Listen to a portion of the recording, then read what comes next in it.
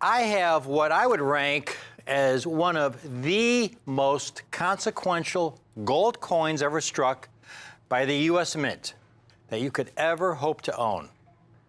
And I have them at a great, great price for you today. We've got two display stands full of these 1932 St. Gaudens $10 eagles in the extraordinary grade, certified by PCGS in MS 64 condition, among the finest known, folks. We have approximately almost 5% of the entire population of these coins that we just acquired. And like I say, we bought the entire deal and we're passing our good fortune on to you today. This is a most historic coin. Now, the first $10 gold eagles were struck by the United States Mint in 1795, and they were referred to as the capped bust variety. Here's an example of one. This one was struck in 1803, and it was the largest denomination coin struck by the U.S. Mint in those early years. The U.S. Mint struck everything from the half cent to the 1 cent coin, and then they had the half dime, the dime, the quarter, half dollar, and dollar. And then gold, they had the $2.50 gold piece, the $5 gold piece, and the largest gold coin was the $10 gold piece with almost a half an ounce of gold. And so they referred to it as the eagle, being the largest denomination.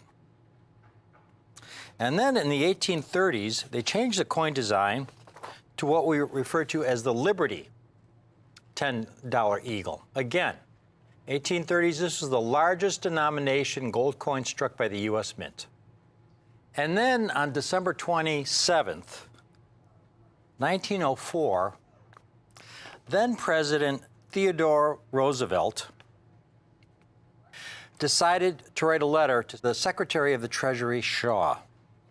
My dear Secretary Shaw, this is one of the most historic letters in all of U.S. numismatics, folks. Short, very short letter. I think our coinage is artistically of atrocious hideousness. Theodore Roosevelt was direct to the point. He didn't pull any punches. Would it be possible, without asking the permission of Congress, to employ a man like St. Gaudens to give us a coinage that would have some beauty? Sincerely yours, Theodore Roosevelt. Now, Theodore Roosevelt, and by the way, he did not like to be called Teddy, okay? He's one of my favorite presidents. He believed in the American dream, and he fought for it throughout his life, that America is the land of opportunity, and that every American, through hard work and virtuous living, should have the opportunity to improve their lives. Just because one is born poor doesn't mean they have to remain poor. And that was quite a revolutionary concept back in 1900, let alone 1776. Roosevelt was his own man. He is often referred to as the trust buster president for taking on big business in an age where corporate titans like J.P. Morgan had what Theodore Roosevelt believed was an undue amount of influence and control over the American economy through their monopolies. And it was to the detriment of the average American. He was instrumental in establishing our national park system so all Americans could enjoy the natural wonders of our country. And he also believed all Americans should be able to enjoy great art that inspires the soul. And so he wrote this letter to Secretary of Treasury Shaw. For what better way to appreciate and be inspired by great art than through our coinage, with images and symbols and words as daily reminders of who we are and what we strive to become. Now, getting St. Gaudens to agree to redesign our coinage was thought to be impossible, as St. Gaudens had once agreed to design a commemorative coin in 1892, only to have a government bureaucrat redesign his work without St. Gaudens' approval. Understandably, St. Gaudens was furious and swore never to have anything to do with the U.S. Mint again. But Roosevelt would not be denied. He wrote letters to St. Gaudens and letters and more letters. And over time, St. Gaudens came to see that while the two of them had very different professions, they both shared a love of great art. And so in 1906, St. Gaudens agreed to redesign all our coinage. Unfortunately, he was already dying from what turned out to be colon cancer. He was only able to redesign 2 of our coins before he passed away in 1907. The $20 double eagle and the $10 eagle that I have for you today. Many times on our show in the past, folks, we have offered the St. Gaudens double eagle, the $20 gold piece. And they're extremely popular coins. We rarely get to offer the $10 eagle because the $10 eagle is simply a much rarer coin, much more difficult to find, especially in mint state condition. But his $10 eagle, the St. Gaudens $10 eagle, is a classic. It's a coin that, among $10 gold, is probably the most beautiful ever struck by the U.S. Mint. And here you see an example. This is an example struck in 1911. You see the obverse and the reverse of the coin. Roosevelt really insisted on an Indian-type portrait for the obverse and the American eagle with "In God We Trust" on the reverse. Now, the coins we have today, though, are incredibly special. They're dated 1932, these $10 St. Gaudens Indians. The last year the United States Mint struck gold coins of any denomination for commerce was 1933. With the passage of Executive Order 6102 by then President Franklin Roosevelt in May of 1933, virtually all the gold coins struck that year by the U.S. Mint were melted back into gold bars.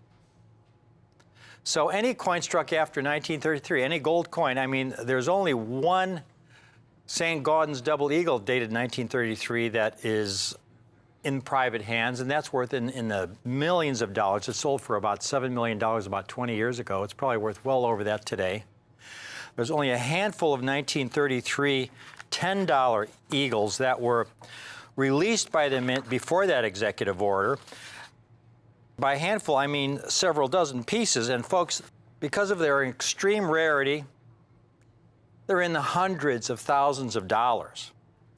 There you see an example that sold in MS-65 condition for over $800,000. There's one that sold in 6.4 for over $400,000.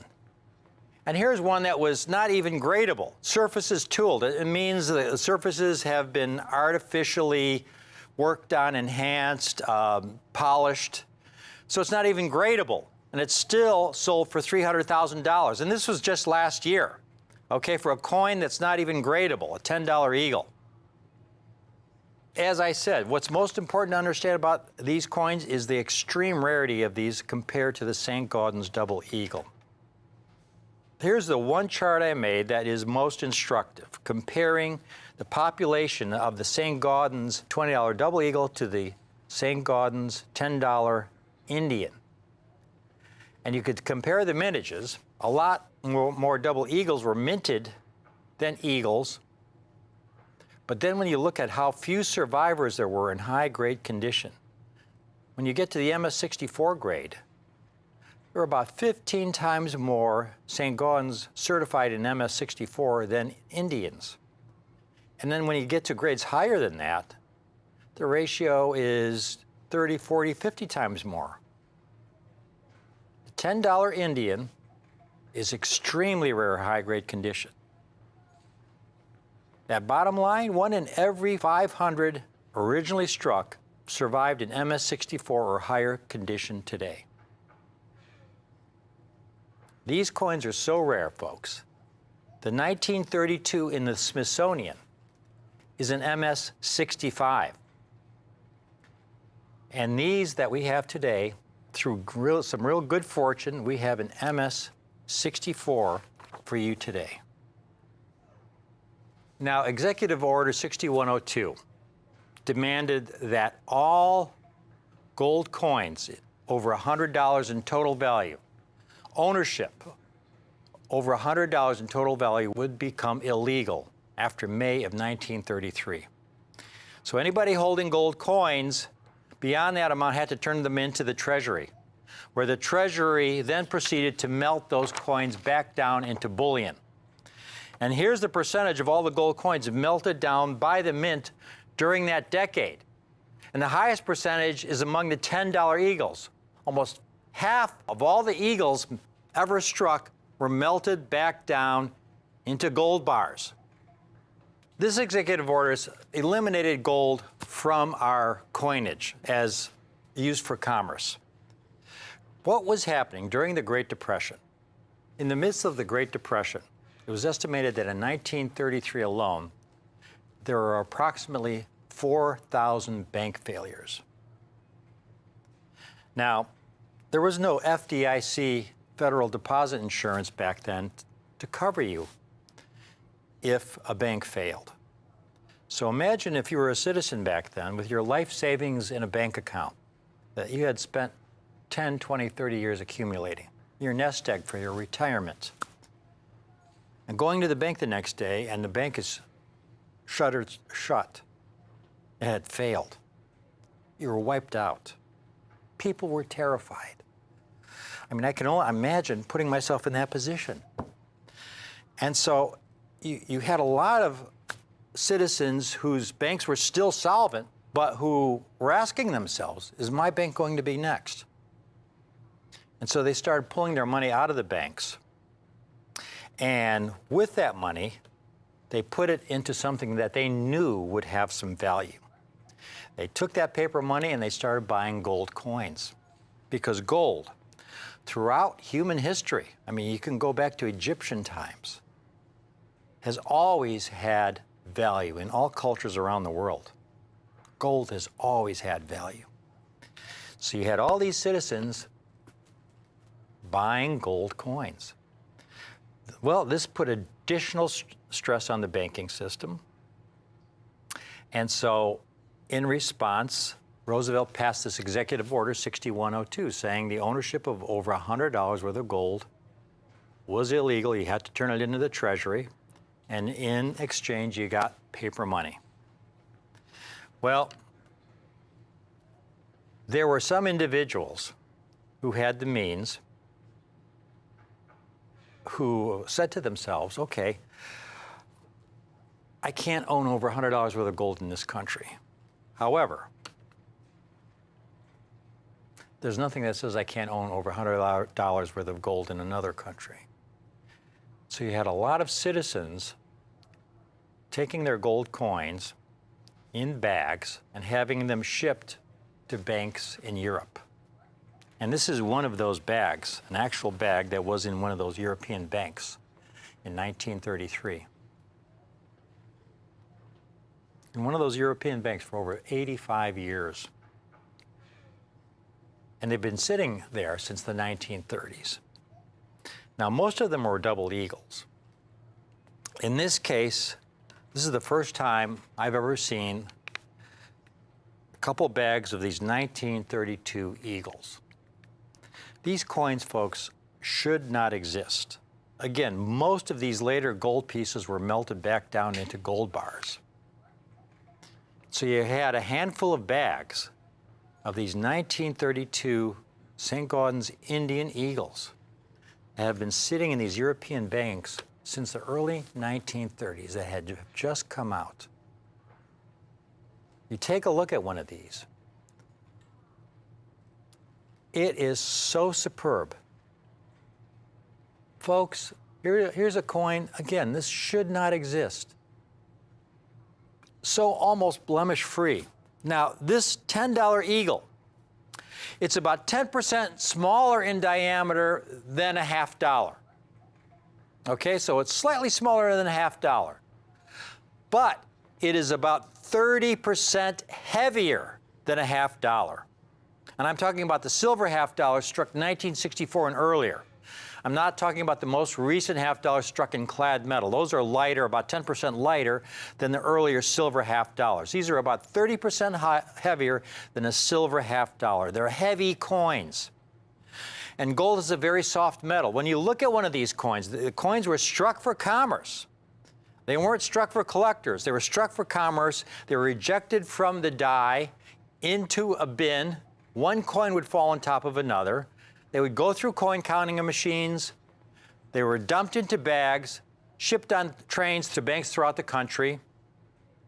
So most of them went into circulation. But then with this executive order, there were some bags that had just come out of these banks that had never got into circulation that were shipped to banks in Europe. And they've been residing there ever since. Otherwise, these would be heavily abraded and worn, just like all the other gold coins, or melted down. These are among the finest known. How few bag marks. And they are extremely rare, as you can see by those population numbers. And it's the price that I'm thrilled that we have for you today. That's the price that I'm able to offer them at. You take a look at what these coins have sold for in auction. Here's an example, an MS64 graded by ANAX. Okay, that's not as highly traded among dealers and collectors as PCGS and NGC. But even that coin sold for over $4,000, and that was in the year 2006. Now, folks, in 2006, gold was around $600 an ounce, and it sold for $4,000.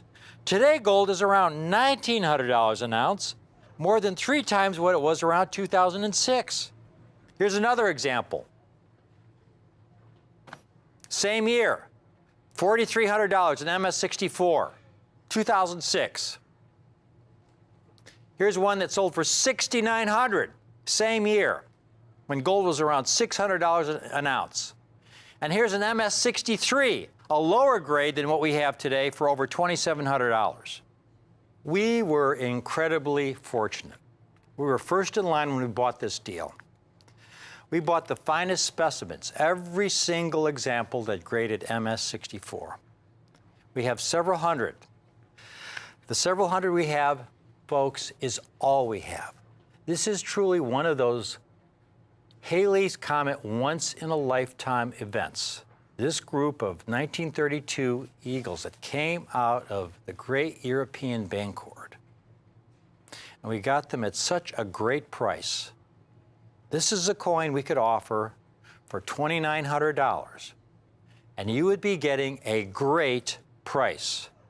Here we are with gold at over $1,800 an ounce, 3 times more than what gold was selling for back in 2006 when these coins were going for $4,000, $5,000, $6,000 in MS64. $29.95 is a price we could easily sell these at. But again, our philosophy, the key to our success, is that our prices are always based on our cost. And when we get a great deal, that means we pass our good fortune on to you. $24.95 is an even better price. We even got it down to $2,095, and we were going to go in at $2,095. And that was going to be the price. But then at the last minute, I said, you know what? I want to make history on this. I want to make history on this. I want everybody to record this. And so they could play it back 10 years from now. They could say, wow, I can't believe these 1932 $10 Eagles in MS64 were selling for that price. This is the only time you're going to see this, folks. I said, let's make history. Let's offer it for under $2,200 a coin. I've got them for $21.95, folks. $2,195 a coin. $2,195. I got it below $2,200. Or you could use our 2-payment option, half down today, of $1,097.50, and we'll hold one of these coins for you. For a St. Gaudens Eagle, almost a ½ ounce of gold, in MS64 condition, among the finest known. Again, far less than 1% of the total mintage of all the Indian eagles have survived in the condition you see these coins. These are extraordinary. There's never in the history of Coin TV been a group of eagles, the quality you see here and the quantity we have these coins at. We have several hundred, and several hundred, though, is all we have. Once these are gone, that's it at this price. At $21.95, I wanted to make this an incredibly special opportunity. At $21.95, you are getting all of the good fortune that we got in acquiring these coins being passed on to you today. I hope you can get more than one at this price. If you can get 3, 4, 5, get them while we have them, because at this price, it really is a collector's dream come true. The last year of United States gold that you can own for under $100,000. Again, any other 1933 out there, the last year $10 eagles were struck was in 1933. The few that didn't get melted down sell for the hundreds of thousands of dollars. So this 1932 is the end of an era. The last year U.S. Mint struck gold coin could be owned by the average collector, the average citizen.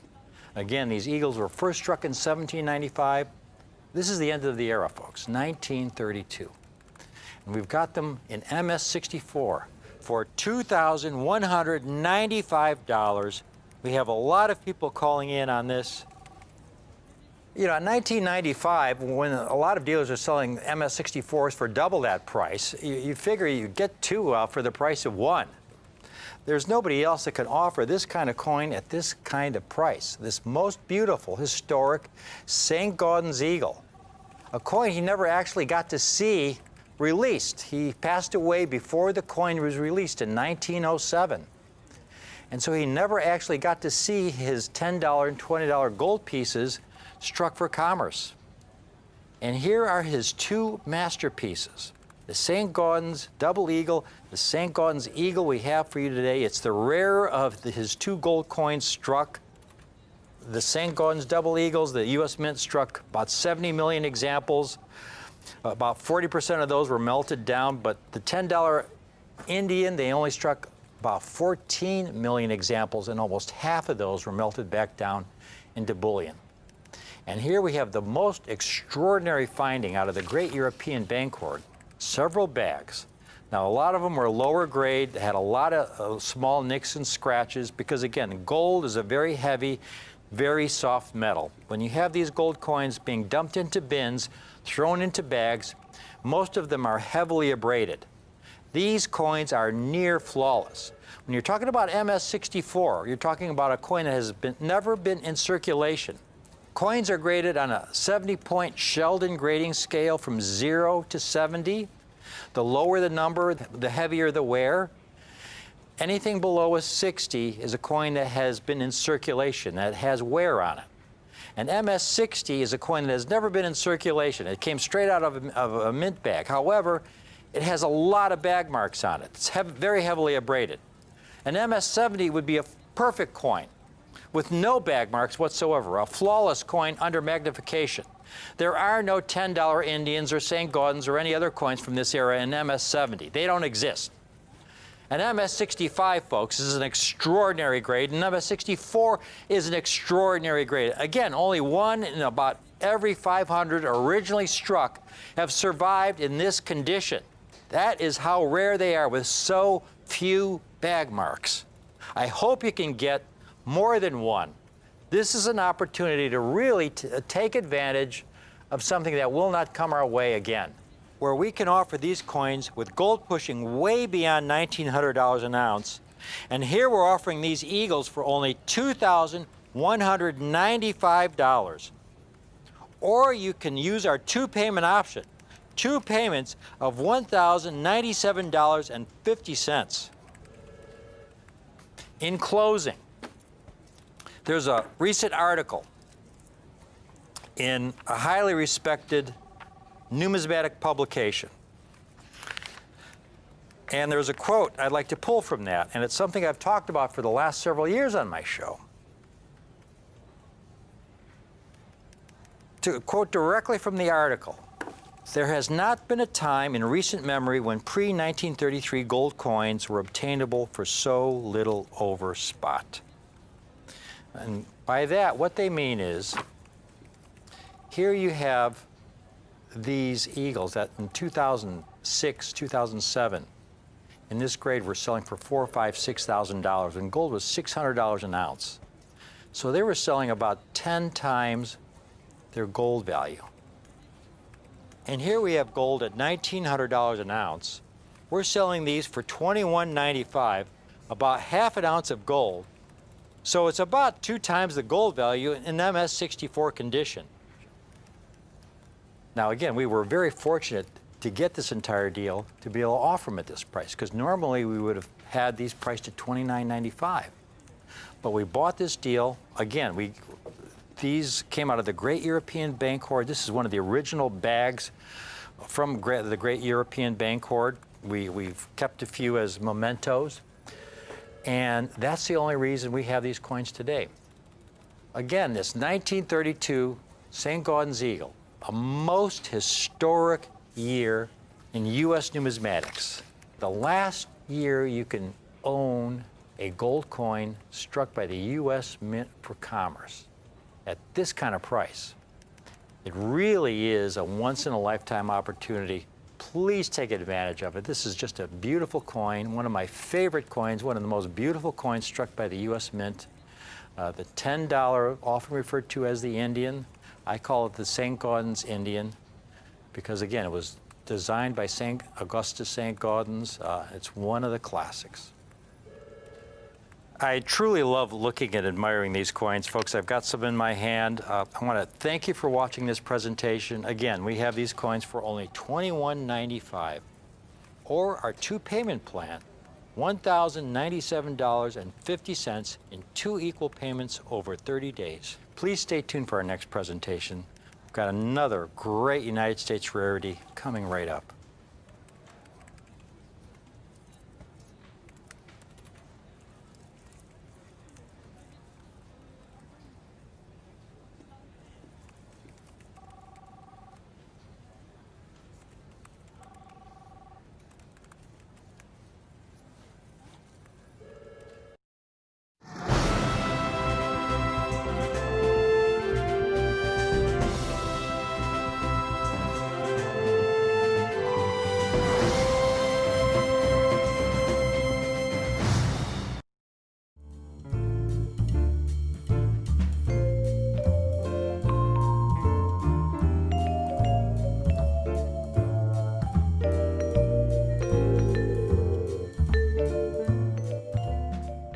You know, I got up this morning, turned on my computer, and this was one of the headlines in an email I got from Coin World.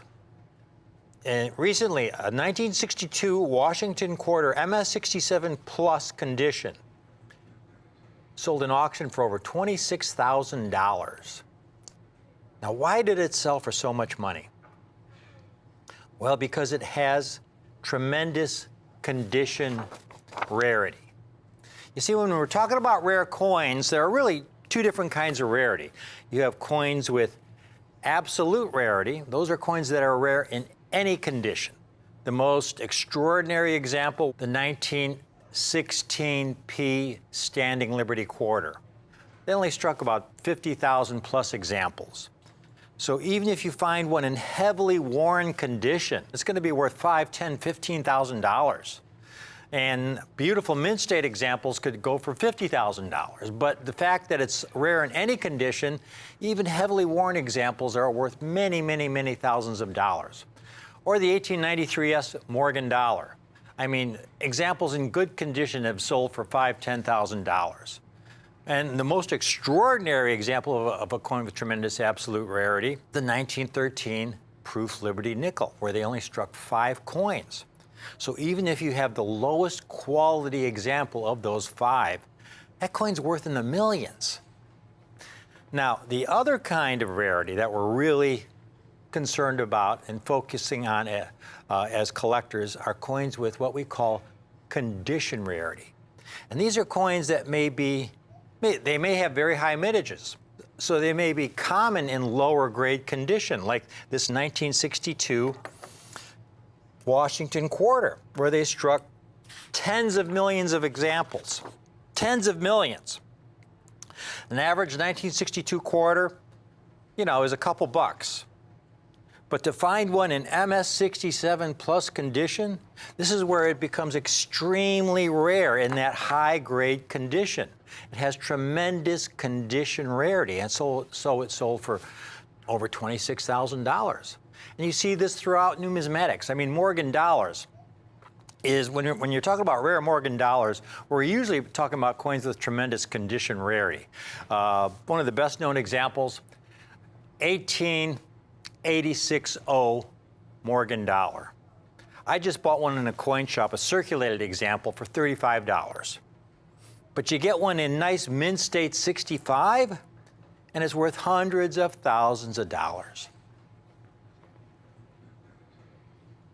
I have a two-coin set, two coins that offer tremendous condition rarity, that if you were to own only two proof coins, and you were to ask me, Rick, if you were to pick a couple proof coins based on your 35 plus years of experience specializing in the finest United States proof coins, from the finest proof Morgan dollar collections to the finest proof Franklin and Walking Liberty half-dollar collections that are featured on both the PCGS and NGC websites, what two rare coins would you recommend for me as a collector?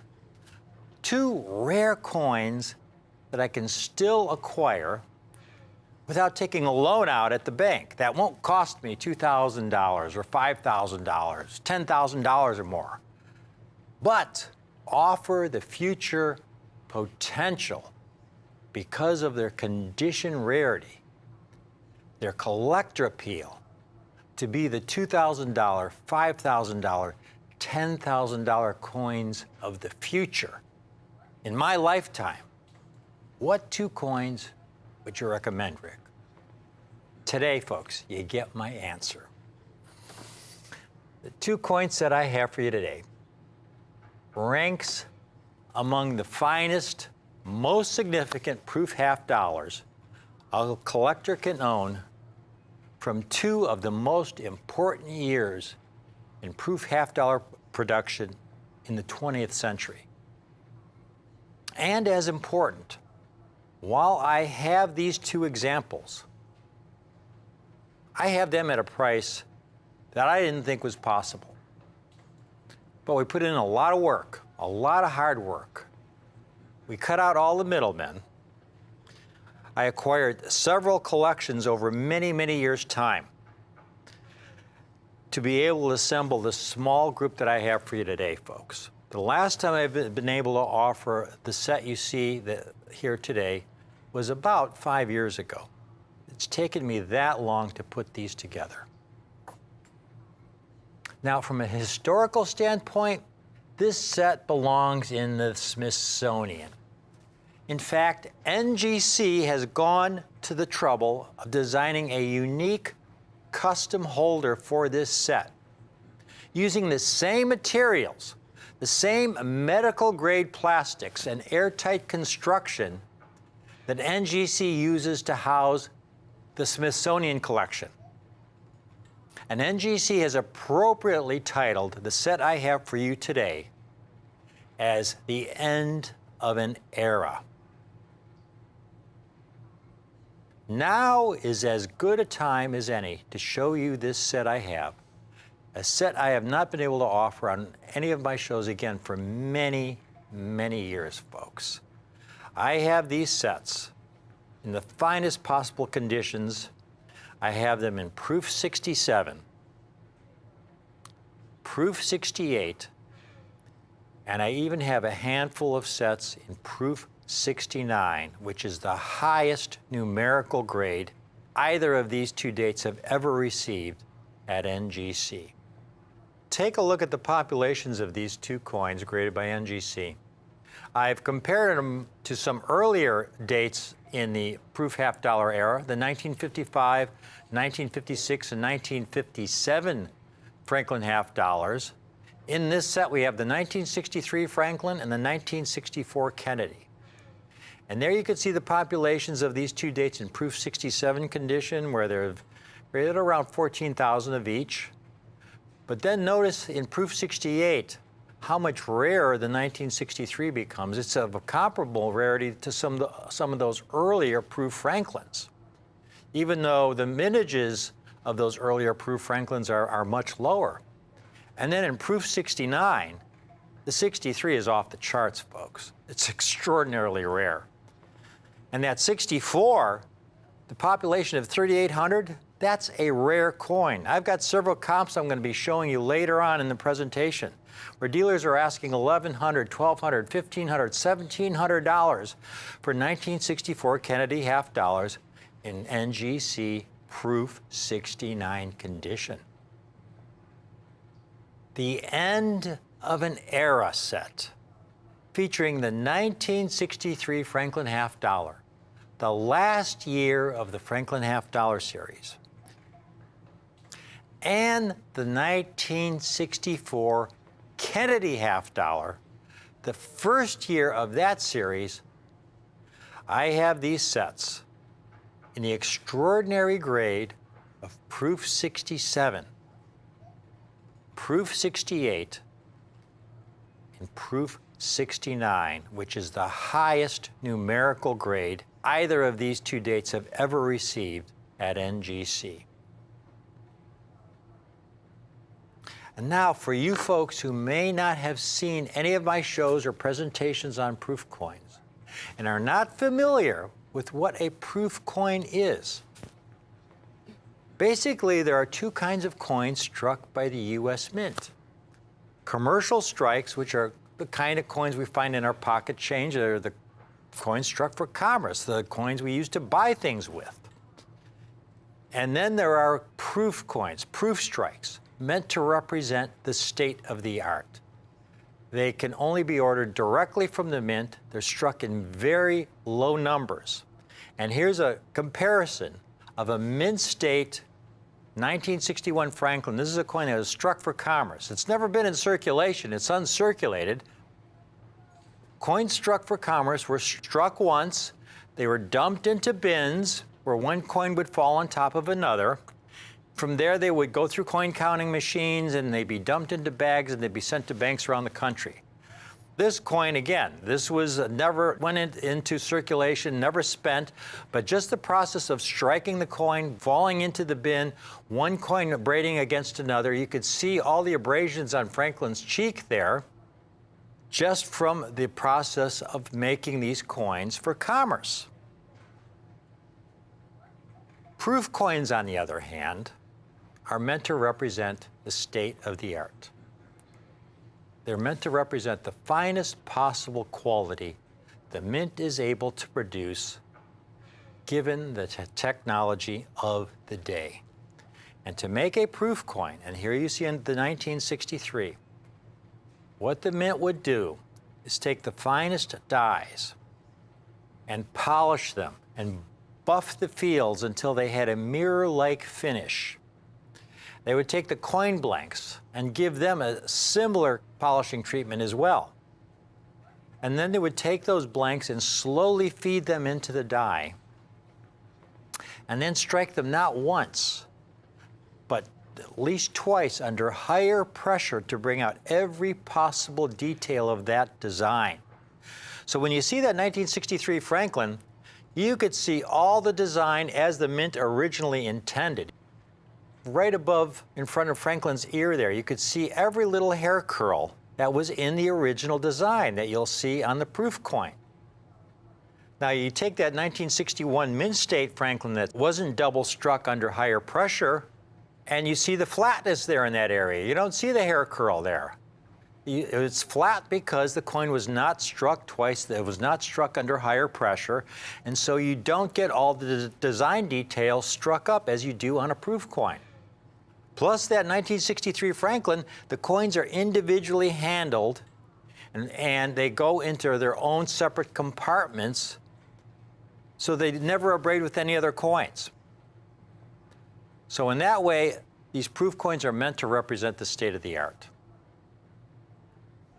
Coins are graded from a low of 1, which is the lowest possible grade, to the highest possible grade of 70 by the major grading services, NGC and PCGS.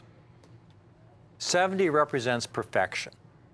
Nowadays, the state of the art in proof making is such that a large percentage of the proof coins struck at the mint grades 70 because the technology has advanced to such a degree that the coins are absolutely flawless in appearance. This technology that the mint uses really became obvious in the late 1970s. Here's a set, 1978, when they began incorporating some of the latest modern technologies that we use today, where they actually began to sandblast the dies to create an intense cameo effect. They would buff them. They'd use this inert packaging, hard plastic packaging to protect the coins. And so here you have a set that's over 40 years old, and the coins are flawless to the eye. If you had these coins graded, they would grade, most of them would grade proof 69, maybe even proof 70. But that's because of the technology used that they began using in the late 1970s. And this is something I write about in all my books on the Franklin and Kennedy half dollars. What makes these 1963 and 1964 sets so special is that these coins were struck at the Philadelphia Mint. Philadelphia Mint, folks, in the 1960s and earlier, didn't have that technology. They didn't sandblast the dies. They didn't do any of that. They were actually making proof coins at the Philadelphia Mint pretty much the same way as they had been making them in the 1800s. The technology had not changed that much. And I learned this from a gentleman by the name of Don Weaver, who had been working in the proof coining division at the Philadelphia Mint from around 1960. And he started out as a general helper, and he ended up as chief of the coining division. And I had many, many conversations with Don. And he would tell me, you know, Rick, they just did not have the technology back then at the old Philadelphia Mint. It was basically the Stone Age when it came to making proof coins. So when you got your proof set, even though it was meant to represent the state of the art, folks, when you got your set, this is how they came from the U.S. Mint. They didn't come in hard plastic packaging. They came in envelopes, and the coins were housed in cellophane envelopes, each coin in its own compartment. And here you could see, though, the coins have escaped from each of their compartments. So one coin is abrading against another. Okay, that immediately lowers the grade of the coin.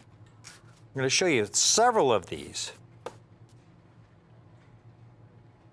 There's a 1963 set. Now, at first, that looks pretty nice. You know, that looks like a pretty nice set. Here's what we're going to do. I'm going to take that set. Problem with the cellophane, folks, is that it's kind of opaque, it's kind of hazy, so it obscures a lot of imperfections that you might overlook once the coin is out of the cellophane. So we're going to cut this coin out of here and get to see it as it is outside of the cellophane. Some of the flaws that we may not have seen now become quite obvious. Take a look at that large spot in back of Franklin's head. That's called a milk spot, due to improper cleaning of the coin blank before they went into the die. They used a soap residue to clean the blanks back then, and a lot of times they left some of that soap residue on the coin blank. And when that residue was left on the blank and the blank went into the die, with 200 tons of pressure coming down, that residue was struck into the coin. It's part of the coin. That's one of the flaws. Now, again, these were meant to represent the state of the art, folks. I'll show you one more 1963 set. Now, here the spot is really obvious. We won't even cut it out. You would zoom in, you could see right in the middle of Franklin's head there, a really large prominent milk spot. I don't know what the reverse looks like, but there's also a small spot in back of his head there. Very prominent milk spot, very prominent flaw. And then we flip it around and you can see another prominent spot on the Liberty Bell. And here's the thing, these were special ordered from the mint, okay?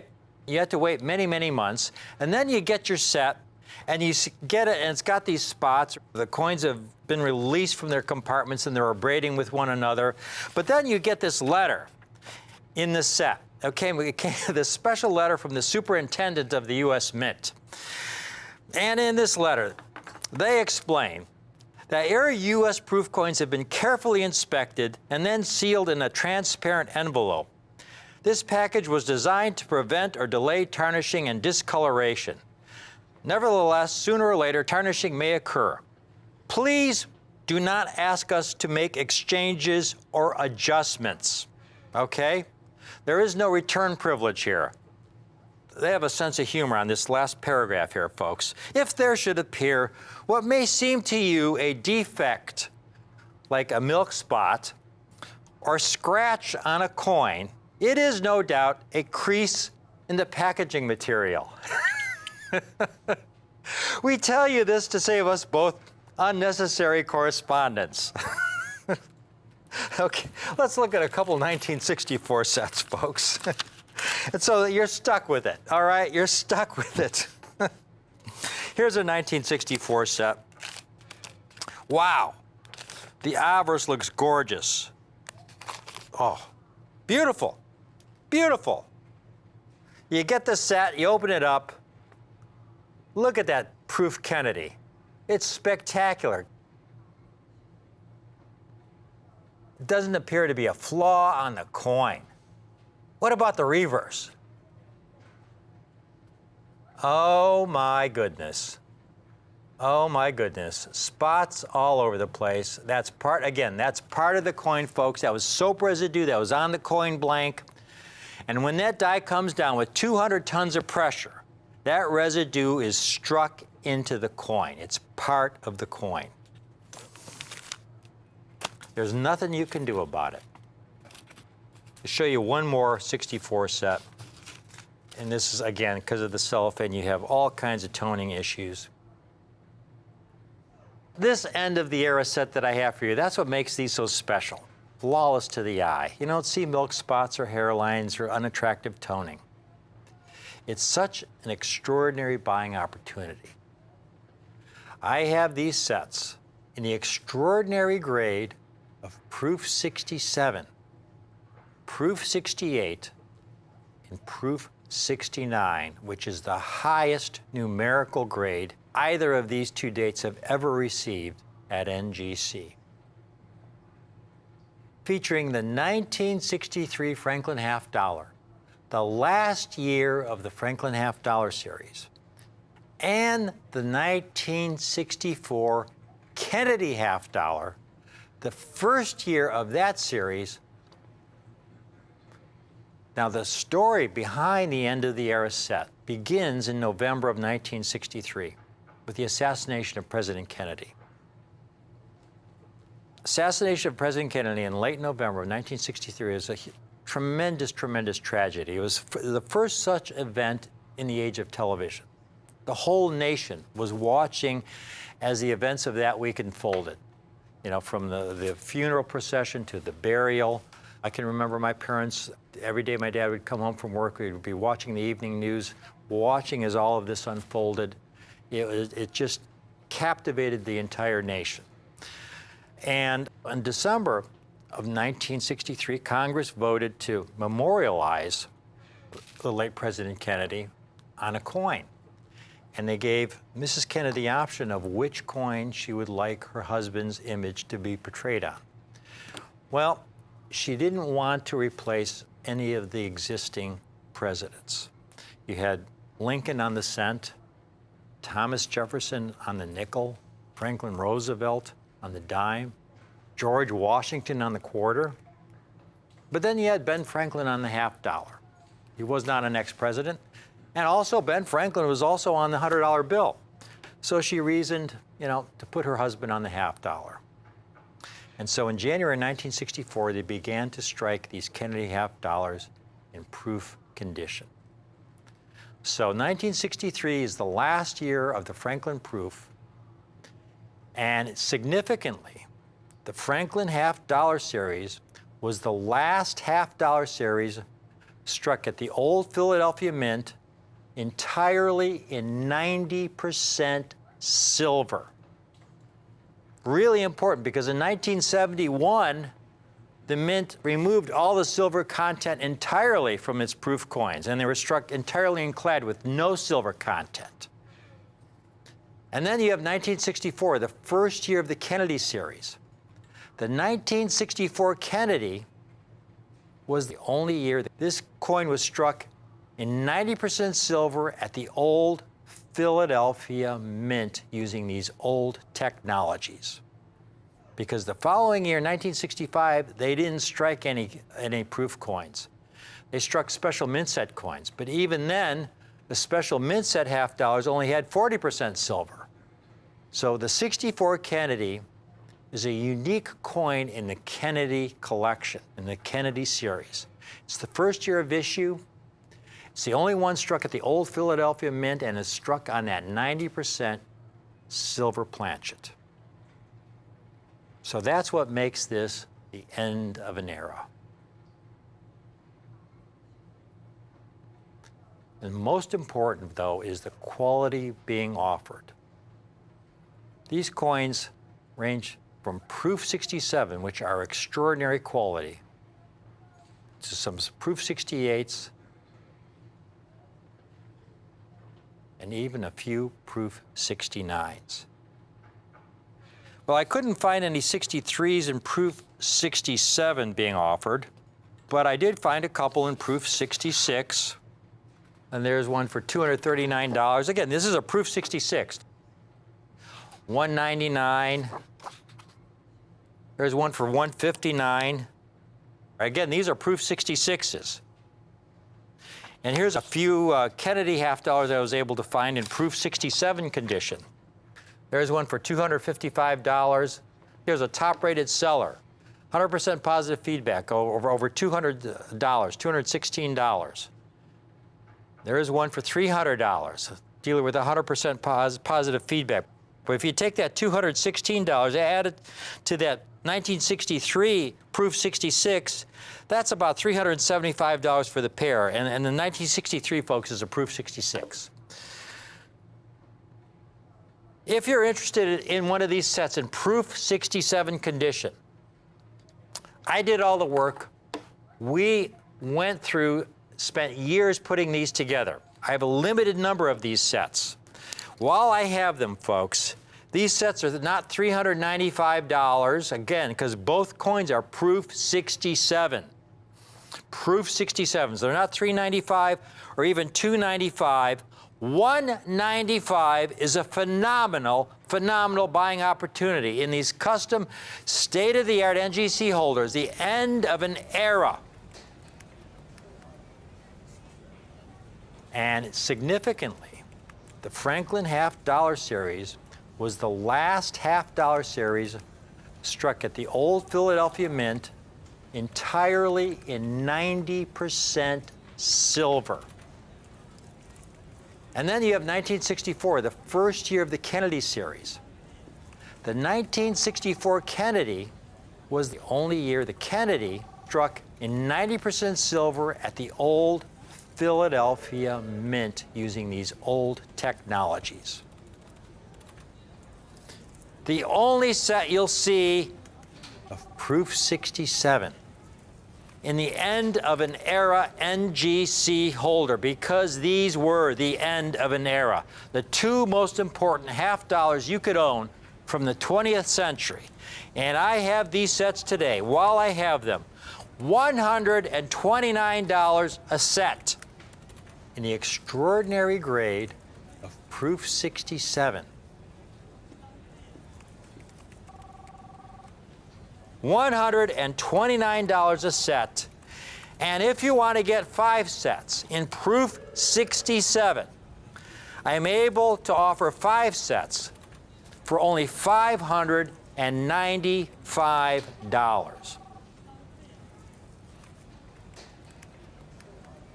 $595. That's 10 coins, folks. 5 Franklins, 1963, 5 64 Kennedys, 1964, all in proof 67, all for $595 for 5 sets. Now, what about the proof 68s? If we can go back to that population chart one last time, this is where the coins get really elusive. You could see the 1964, only 9,700 graded in proof 68. In 1963, only 4,600 coins. I mean, you compare that to the 1957 Franklin, which was struck years earlier, where they've graded 4,900 examples in proof 68. I recently saw a 1957 Franklin being offered in proof 68 condition, almost $1,800. The 1963, why is the 1963 a 64? Why are they so rare in this high grade?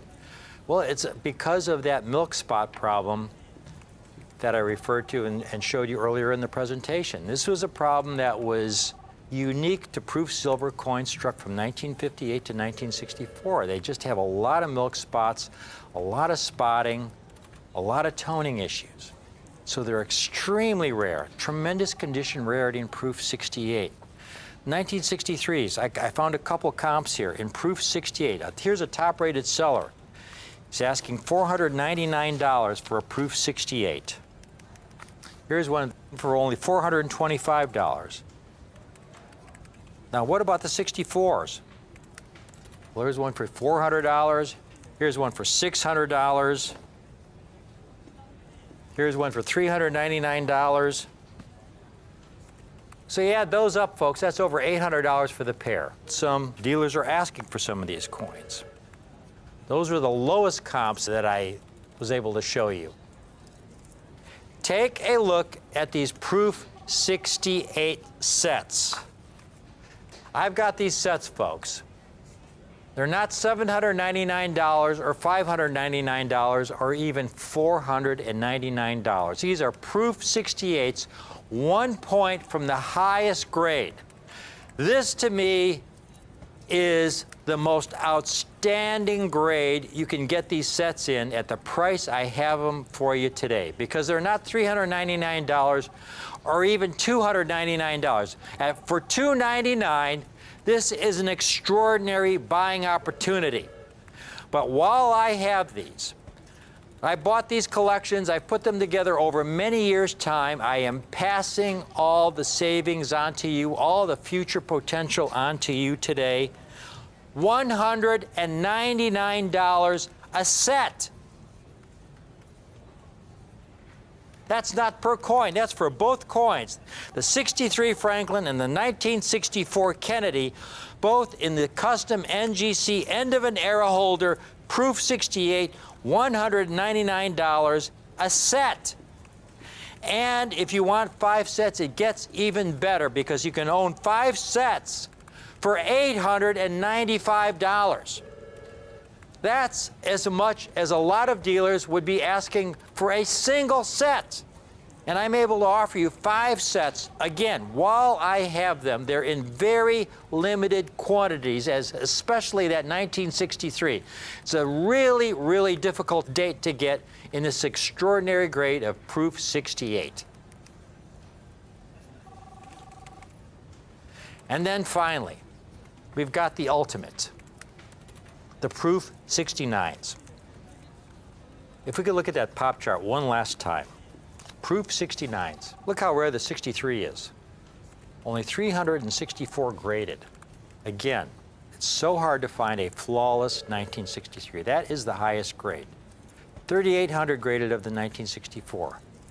The quality was improved in 1964, that last year where they struck proof coins at the Philadelphia Mint. But still, only 3,800 coins. You compare that to some of those earlier Franklins, like the 1957, 946 graded. That is a rare coin.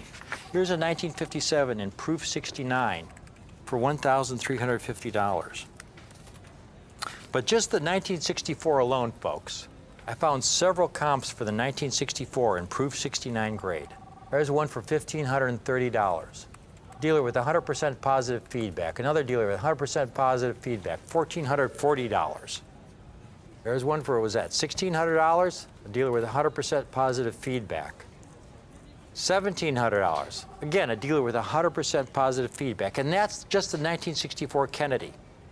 And the 63 is about 10 times rarer, folks. Call in now. I have a limited number of these sets, folks. I have fewer than 40 of these sets in proof 69 condition. They're not $2,900. They're not $1,900. They're not even $949. Call in now. I have a very limited number, $749. This is a set that I could easily offer for $9.95 or $14.95, and you'd be getting a great, great deal. But again, it's based on my cost. It's not based on what the market will bear. And when I get a great deal, there's nothing I enjoy more than passing the savings on to you. The entire set, only $749. And if you want to get a little position because of the limited quantities, I'm offering only a 3-set special on this, not a 5-set special, but a 3-set special where you can get 3 of these for only $2,095 for 3 sets in proof 69 condition.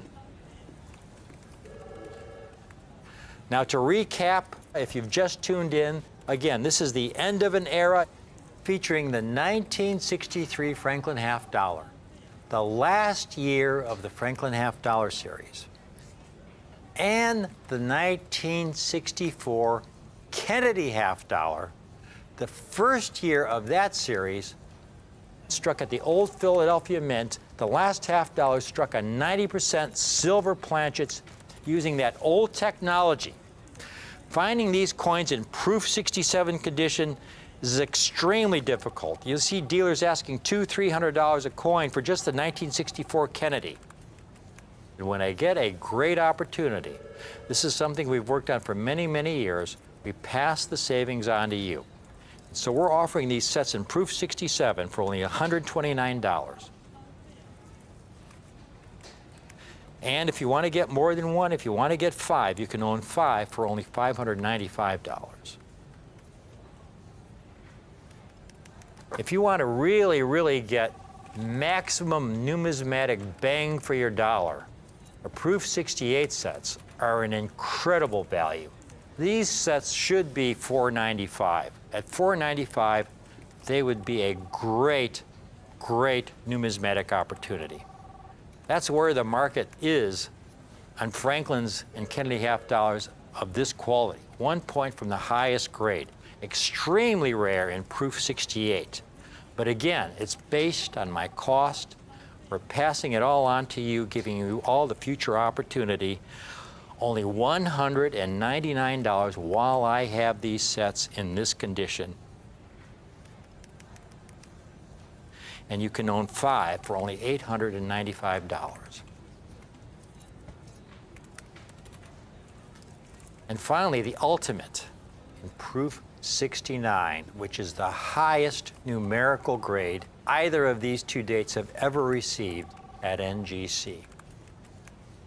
These sets are so undervalued. This 1963 is so undervalued. I mean, the 1964, of which there have been around 3,800 graded in proof 69. Dealers are asking $1,400, $1,500, $1,600 for the 1964. And the 1963 is about 10 times rare. Only 364 graded. Proof 69s at NGC. Using that logic, you'd think it'd be a $3,000, $4,000, $5,000 coin. It's based on my cost. We're passing it on to you. Take advantage of it while I have these. We have fewer than 40 of these sets in proof 69 condition, and they're only $749 a set. This is a set that we could ask a lot more for and do quite well, selling them for $949, $1,049, $1,195. But we try and base everything as close to our cost as possible. And in this case, I've got it all the way down to $749 a set. And you can own 3 of these sets for only $2,095. In closing, again, this is the end of an era.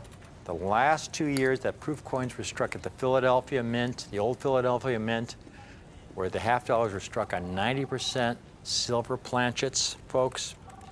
These coins are really the key dates to me of the 20th century when you're talking about the half dollars struck from the year 1900 to the year 1999. This was the end of an era. I started with that question. Rick, if you were to pick a couple proof coins based on your 35+ years of experience that offered me the greatest future potential, the greatest condition rarity at the lowest possible price, which coins would they be? This is my pick right here. The last year of the Franklin series, the 1963, coupled with that first year of the Kennedy series, the only year the Kennedy $50 was struck at the old Philadelphia Mint on that 90% silver planchet using that old Philadelphia Mint technology. But to be able to offer these sets in proof 67 and proof 68 and proof 69 at the prices we have them for you today is truly a once-in-a-lifetime opportunity. I hope you can take advantage of it. Thank you for watching.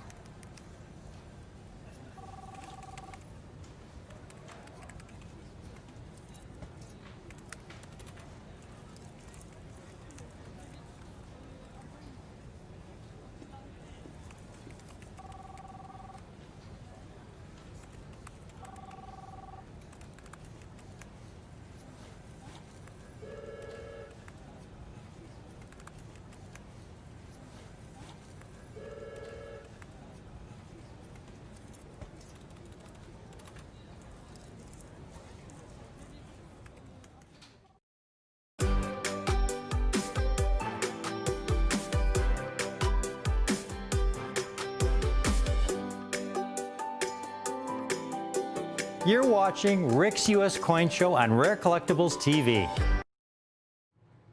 I have got a great collector's special for you today. This is, if you're talking about $50, silver $50, this is probably dollar for dollar the coolest 3-coin set of silver $50 you could own. This is a tremendous set. These are Kennedy $50. I've specialized in Franklin and Kennedy $50 since the early 1980s. I've written several books on them. My most recent books, this one was published a few years back by Whitman on Franklin and Kennedy $50. And it received the Numismatic Literary Guild's Extraordinary Merit Award, which is a tremendous honor.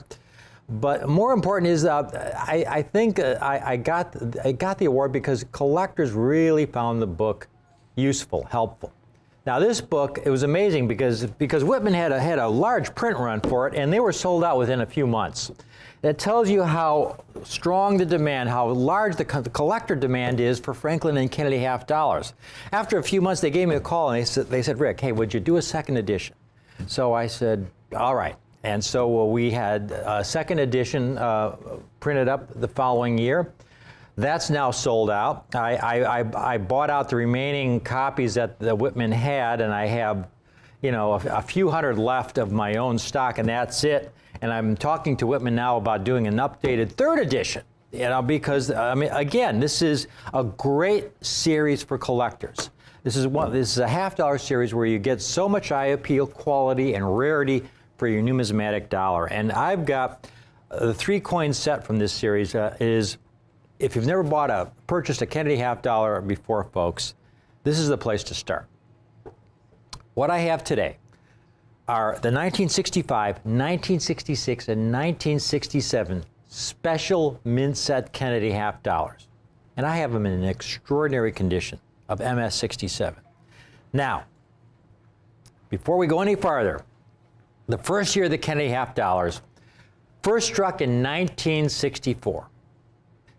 President Kennedy was tragically assassinated in November of 1963. Congress passed some emergency legislation in December, and it was voted to commemorate the late president on the United States coin for 1964. Mrs. Kennedy looked at the possible options of what denomination to put her husband's portrait on. All the other denominations, you had an ex-president on the Lincoln cent, the Jefferson nickel, a Roosevelt dime, a Washington quarter. She didn't want to replace those ex-presidents. The $50 was the Franklin $50, and now he was not a president. And he was also on the $100 bill as well. So, you know, of all the denominations, that would seemed like the one that would do, you know, I mean, Franklin was still on the $100 bill, so she picked the $50. And so you had the 1964 Kennedy first struck, you know, in January of 1964. The collector demand was incredible. It was struck in two versions. Again, you've got the coins are struck in mint state, those are coins struck for general circulation, and then you have the coins struck for in proof condition, which were coins struck from highly polished dies, specially handled, put in special packaging, just for collectors. The demand was so great for these coins, folks, that in the mint state version, for example, the mint originally planned on striking only 90 million of these for mint state, which was a very, very high number. But everyone was putting these coins away. Everybody, because as a memento, as to something to cherish, for a memory. You know, you didn't have to be a collector. Americans of all stripes were saving these coins when they found them. The mint eventually, to get enough coins in circulation, had to strike over 400 million of these coins in mint state in 1964. The same was true of the proofs. They struck almost 4 million in proofs. And the quality control of the proofs was abysmal. I think there was such a rush to get these coins out in proof condition that the mint really skimped on quality control. Proofs are supposed to be, again, the state of the art. They're supposed to strike these coins from highly polished dies, specially prepared planchets. Once the coins are they're struck at least twice to give them bring out all the detail, and then once struck, they're individually handled. So when you get them from the mint, they come in this packaging, and you expect to get these pristine coins. But here's one. For example, now this one isn't real obvious. I could cut this out. This is the first year of the issue. This is a 1964 Kennedy in the original packaging. Right in the middle of his head there, you can see you can't see it unless I point it out to you. There's a spot right there. There you see, right in the middle of his head there. That's a milk spot. And that's from incomplete washing of the coin blank before it went into the die. They would run these things, these blanks through a soap solution to cleanse them. Unfortunately, they didn't usually get most of the soap residue off. If any residue was left on the blank, that residue, once that die came down with 200 tons of pressure, that residue is struck into the coin. It is part of the coin. If you really want to see a whopper, take a look at this whopper I just uncovered the other day. As Kim pulls this one out, this has got to be in my next book. You can't even, you can barely tell it's a Kennedy $50. Now, what's exciting about what I have for you today, folks? 1964, they struck these coins in proof. And the proof-making facility for proof sets then closed down at the Philadelphia Mint. The next year, you could buy a proof set from the U.S. Mint was 1968. They were struck in San Francisco with the S Mint mark. There were no proof sets issued in 1965, 1966, or 1967. So if you're a collector of the proof Kennedy $50, what Kennedy $50 collectors do who are putting together top proof sets is they try to get finest examples of the special mint sets that were issued in those 3 years. Instead of if you wanted the finest possible coins issued by the U.S. Mint in 1965, 1966, and 1967, you had to order what was called a special mint set. Now, the special mint sets were not at all like the proofs. I mean, they were supposed to be the finest quality, but they differed from the proofs in many, many different ways. For one thing, the dies were not polished to the same high degree as proof dies. For another, the dies were not struck with the coins were not struck with as much die pressure as were proof coins. There was less die pressure involved. Also, the coin blanks were not struck twice. They were only struck once. The dies were used for a much longer period of time. Proof dies would, for $50, proof dies would strike a few thousand coins, at which point they would remove the die and repolish it to restore the brilliance.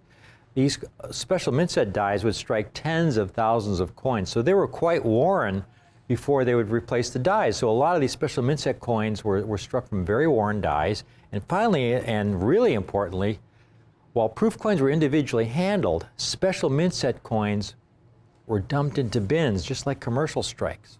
Almost all of them have bag marks. Some of them have a lot of bag marks. Now, when you consider the fact that these special mint set coins were struck in very small numbers, folks, here's a chart that shows the mintage of the mint state Kennedys from 1964 to 1970 and the proof and special mint set Kennedys from those same years. And you can see in 1964, they struck over 429,000 Kennedys in mint state and proof 3.9 million proofs. 1965, 65 million mint state Kennedys. They only issued 2.3 million Kennedys in the special mint sets. 1966, only 2.2 million Kennedys were issued in the special mint sets. In 1967, only 1.8 million. You see the 1970 D down there, and that was unusual because that was the one year where you had fewer mint state Kennedys struck than in proof, because in that year, 1970, the only place you could get a mint state Kennedy was from a mint set. They didn't strike them for general circulation. So you see the mintages there of the 1965, 66, and 67 in the special mint sets were very low. And then you consider the poor quality. These special mint sets, folks, again, I mean, if you ordered a special mint set from the mint, I mean, this is an actual envelope with the postmark. They were mailed like this. They went in third-class mail. And I remember as a kid, I was collecting these, and I loved proof coins. The very first coin I ever bought in a coin shop was a 1962 proof set. I love the idea of getting the finest possible quality the mint was able to produce. That always attracted me. And I remember that when I bought my 1965 set from the U.S. Mint, and I opened it, and I couldn't believe it because it looked just like a regular business strike. It was poorly struck. It had marks all over it. Here's one that I pulled out. This is a 1965. All kinds of spotting. This is, you know, typical of a 1965. I mean, it's pretty ugly. It's pretty ugly. And then it wasn't any better for the following 2 years. The following year, folks, they at least put them in this hard plastic packaging. When you ordered your special mint set, they came in this cardboard box like this, and here's the original packaging it came in. But these coins, remember, these were dumped into bins. Here's the last year of the special mint set series. Here's a 1967. Take a look at that coin. We can get a real good close-up of this, Justin, of that 1967. There's just bag marks all over it. And listen, this is what I love about TV, because if we can get a good close-up, you could really zoom in and really see the marks on this coin. There you go. I mean, again, they were dumped into bins just like regular commercial strikes, no special treatment, and that's why they're so difficult to get in high-grade condition. Now, folks, the 5 toughest years to get in high grade in the proof Kennedy series, first struck in 1964. The 5 toughest coins to get in high grade condition, the 5 toughest coins is the first year of issue, the 1964, and the 1964 accented hair Kennedy, which was the very first variety struck in January of 1964. It was only struck for a couple weeks when the mint asked Mrs. Kennedy to look at this new design, and she didn't like it. She asked them to redesign her husband's hair on the coin, so they stopped production of this first design after they only struck about 100,000 examples. And most of them are spotted. A lot of them are melted down. So you have the accented hair, very low quality coin, very rare in high grade condition. It goes for a lot of money. And then you have the 1964 that followed, which we call the Type 2 variety. Those 2 varieties are extremely rare. And then the next 3 rarest pieces are the 1965, 66, and 67. SMS Kennedys. And here are the total NGC populations of these coins in MS or proof 67 and higher grade. You can see the accented hair, only about 3,900 graded in 6.7, proof 67, about 1,500 in 6.8, 273 in 6.9. The type 2, a little over 10,000 in 7, 7,900 in 6.8, 3,200 in 69. And now look at these special mint set coins. They're far rarer than the type 2 1964, folks. And in high grade are as rare or rarer than the accented hair. As rare or rarer than the accented hair. Now the regular 1964 Kennedy, I've seen them from as much as $200 to $300 in proof 67. There's one for $200. There's one for $250. The accented hair, folks, the accented hair, that first variety, they, as I said on one of my first presentations, even heavily spotted examples are going to be $500 coins one day. Here's a proof 65 for $700. And of course, you get dealers who want premium prices for any nice special mint set Kennedy. Here's a 1965, probably the worst quality of all the issues. $600. Here's an ungraded 1966. They call it proof-like, but most of them are proof-like. 1966, $350. Here's a 1966 that's graded. Over $600 in MS67. Now this is my favorite. Now this is a top-rated seller. This is a top-rated seller, over 4,000 happy customers, right? Top-rated eBay seller for a MS67 SMS, $2,500. You shouldn't have to pay anything like that, folks. I mean, a few $100s a coin makes a little more sense. Take a look at these that I have for you. These are all going to be matching sets. Take a look at these. I have the complete set, 1965, 1966, 1967. In MS67 condition. Kim's going to give you a close-up of that first year of issue. These are so close to perfection, folks. You're going to love the price. These are the finest. We had to go through so many tens of thousands of sets from several collections to get the group I have for you today. I have almost 100 complete sets, matching sets, all NGC. Out of those, thousands and thousands we cherry-picked, folks. Take a look at these. I've got so many boxes of these MS66s. Look at that. That's close to perfect. That is virtual perfection. MS67. I've got a lot of boxes of these. Special mint set coins, folks, in MS66, which is a really good grade. We offer these, when I get sets together, we offer them for around $100 a set. Okay, that's a great price for these. But I have these MS67s today. If you want a 1965, as you see here, MS67, T5084, MS67.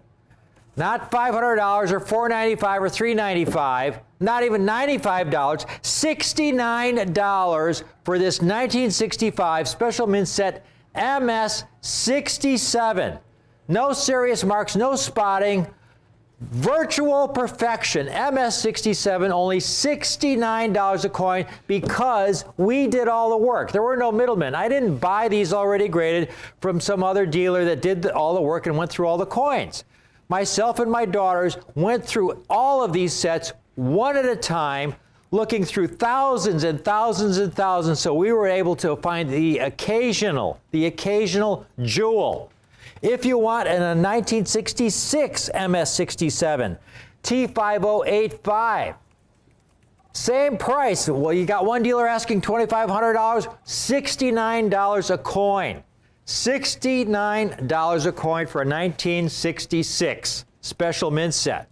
And the last year of the series, the 1967, the last year of the series, T5086, also only $69 a coin.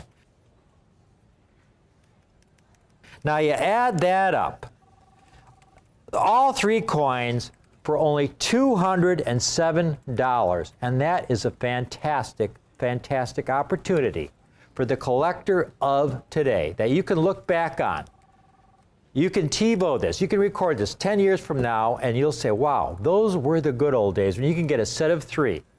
Except that I'm not offering these for $207 a coin, folks. If you get the entire three-coin set, you can own all three for $159.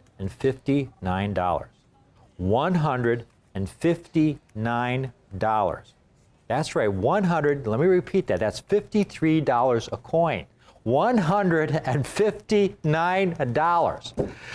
$159 for a set of three. If you get 10 sets, that comes to $1,590.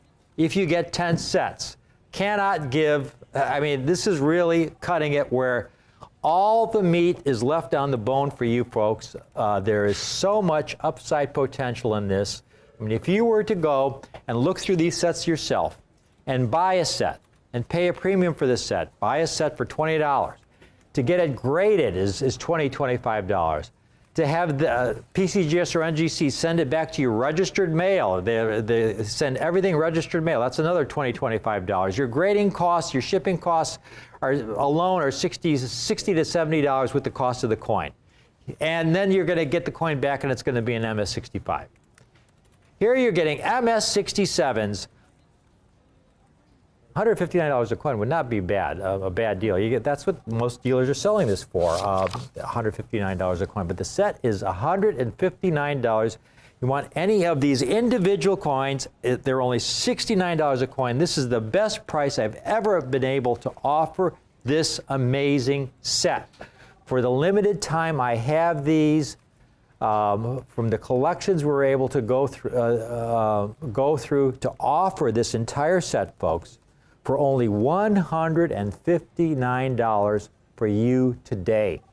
This is just a great collector's special. We're just so proud to be able to offer this complete SMS set. All 3 years, among the toughest years in the Kennedy series. If you've just tuned in, what I have for you viewers who have just tuned in, the complete set of special mint set Kennedy half dollars from 1965, 1966, and 1967 in extraordinary MS67 condition. Now you have to understand that when you buy today, for example, the Mint still makes special mint set coins that they issue that you can buy from the Mint. But the quality you get from the Mint today is so superior to back then. You have to understand that when these coins were struck, we didn't have the 70-point grading scale in collecting, where we graded coins on a numerical scale, the Sheldon grading scale from 1 to 70. Back then, if you look at the red books from that time, it was just uncirculated. Bag marks were not a big deal. You know, so the Mint didn't really have the quality control, didn't put the care into producing these that they do today. Now when you buy an American Mint State Silver Eagle, the coin is essentially flawless. It's like MS68, MS69. A lot of them are MS70 because of the care they take. They don't dump them into bins today like they did back in the 1960s. So to get these coins that have somehow survived this process where they were struck, dumped into bins, and have survived so clean, basically perfect, and then to be able to offer them for only $159 for the set, if you can get 10 of them, get 10, folks. $1,590 for 10. While I have these, again, I have just about 100 of these sets in this condition. This is a collector special here from Rick's U.S. Coin Show. Some of the key dates, the rarest dates in the Kennedy half dollar series, in the Kennedy half dollar proofs and special mint set series, in top quality condition. These early issues of the Kennedy era struck in 40% silver, struck in an era where, yeah, again, the quality control back then was not what it is today. So to get these, you know, you're getting some of the most important dates at a great price. Thank you for watching this presentation from Kim and Caitlin and I that we spent so much time putting these together to be able to offer these. It's just a very special opportunity for collectors.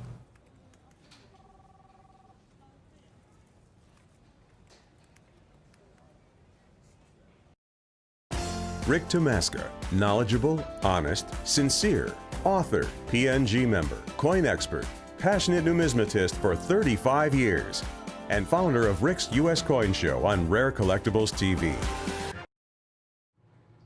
Now, out of all those thousands of sets that Kim, Caitlin, and I went through over many days, folks, I mean, it's really a very time-consuming, it's laborious work, studying under a halogen lamp, set after set after set. These were amazing collections. We had some extraordinary MS-67 sets, really rare coins. Out of all those, we have some amazing, you know, you want to call them wonder coins, but we got a handful of special mints at Kennedy half dollars that came out in MS-68 condition. Now again, Kim is going to show you that chart that shows you the rarest Kennedy half dollar populations, rated by NGC.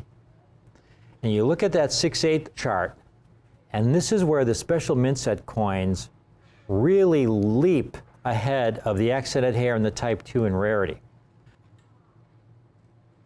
The accented hair is a bit rarer than the special mint set coins in 67, although, I mean, in 67 you see, again, dealers are asking $500, $600, $700 for the accented hair in proof 65. 68, the accented hair, a very rare coin, only just over 1,400 graded. Here's one by a top-rated dealer in proof 68, who he wants $1,300 for his accented hair. Now back to that chart.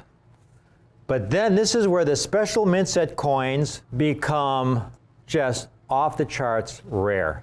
You got the 1965, only 540 examples, about 3 times rarer than the accented hair. 1966, 1,095, and 1967, 677. You look at the 69 populations, basically these coins are unavailable in 69. The last time I handled a 1965 and 69 was 8-9 years ago. I mean, we didn't get any 69s out of that group. We got a handful of coins in MS-68 that we have today for you. 11 complete sets in MS-68 condition. Take a look at each of these. What you'll love, folks, is the price. Again, we didn't buy these from another dealer, and they didn't go through a bunch of middlemen. You know, what I learned early on when I first started as a dealer, if we can get a close hand shot of each of these so the viewers can see these, you've got dealers asking $600, $700 for MS-67s, $2,500 for 1966 in MS-67, folks. Here we have the complete set in MS-68. Look at this, Kennedy. This is as good as it gets. MS-68, the entire set, the entire 3-coin set. T7576. $1,595. That's not per coin. That's the entire 3-coin set. All 3 coins for only $1,595. We only have 11 of these that I was able to put together this is incredible. Look at this. It looks like a modern proof.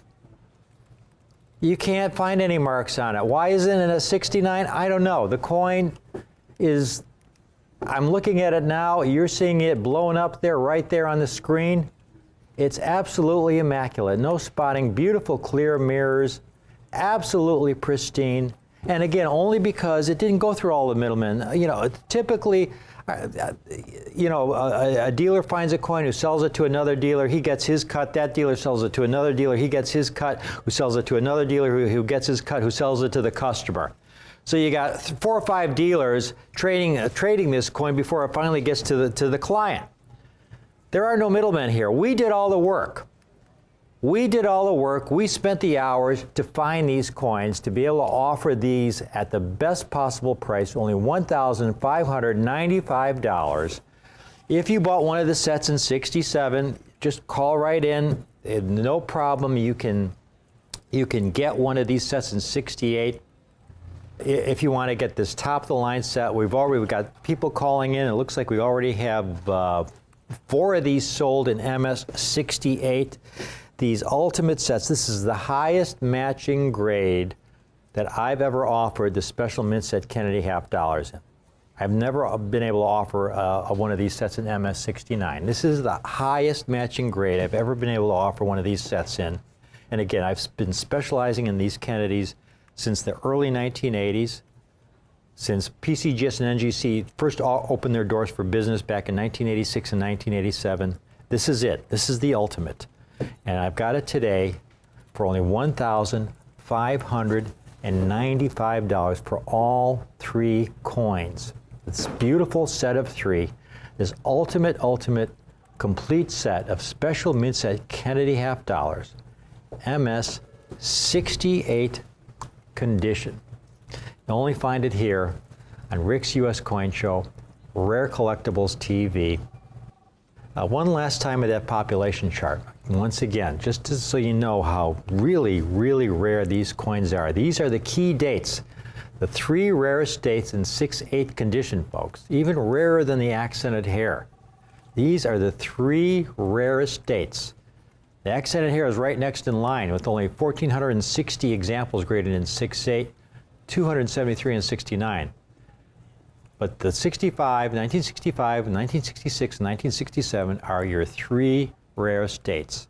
The 4th rarest is the accented hair, and the 5th rarest is the 1964 Type 2. Those are your 5 rarest Kennedy half dollars in high grade, proof or mint state condition. And of those, the special mint sets in the Proof Kennedy collection are your 3 key rarest dates. You'd expect these coins to be $1,500 a piece, just per coin, but I've got the entire set. In fact, here's a dealer who wants, for his 1965, a top-rated seller, almost 3,000 happy customers, a top-rated seller who wants $1,950 just for his 1965 in MS '68, which is a reasonable price when you consider the rarity. This is the rarest Kennedy. Fair price. One last look at this set here. We've got the entire set. We had 11. We don't have 11 anymore. We don't have 11 anymore. They're only $1,595 a set. This is the finest we got. Thank you for watching this little presentation on these spectacular Kennedy half dollars.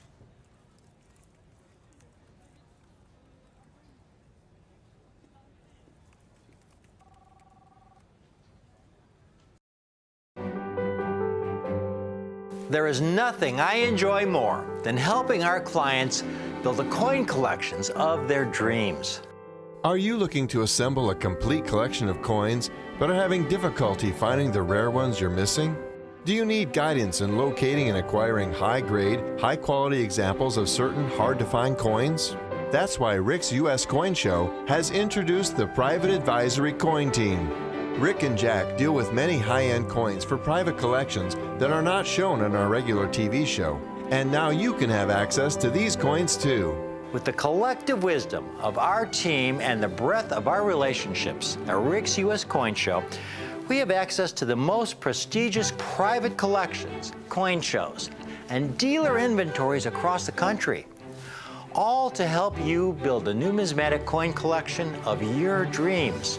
The Private Advisory Coin Team is for those collectors who seek those ultra super rare and hard to find coins that you only read about in numismatic books. If you're interested in learning more about some of the rarest and most valuable coins known, call the number on your screen and tell our customer service representative you would like to be connected with a member of the Private Advisory Coin Team. And be sure to keep watching Rick, Jack, and James on Rick's U.S. Coin Show. Welcome back to Rick's U.S. Coin Show. I'm Rick Tomaska, your host today, and I have got a huge announcement. I've got it right here. I'm going to hand this off to Sasha, folks. This really surprised me, and it was a very, very pleasant surprise. Basically, in the year 2021, the U.S. Mint will be making United States numismatic history. The United States American Silver Eagle dollar, a silver dollar series that likely equals the Morgan dollar series in popularity. And as such, these two series really represent the two most widely collected United States coin series in all of U.S. numismatics. So this American Silver Dollar series, which was first struck on November 24th, 1986, that coin design from this series, as we have come to know it, will receive a major redesign of the reverse, as announced as you see here.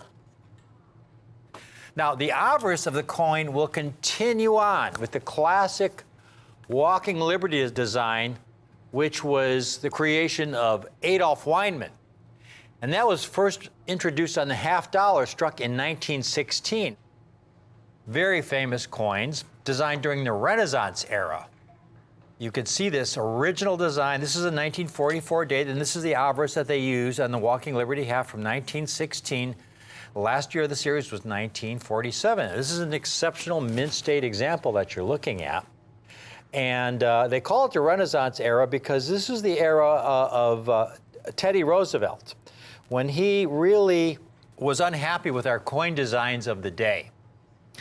And so in a letter dated to the Secretary of the Treasury, this letter, which I have a copy of right here, I love this letter. This is numismatic history, folks, because this letter was responsible for the striking of some of the most beautiful coins in our country's history.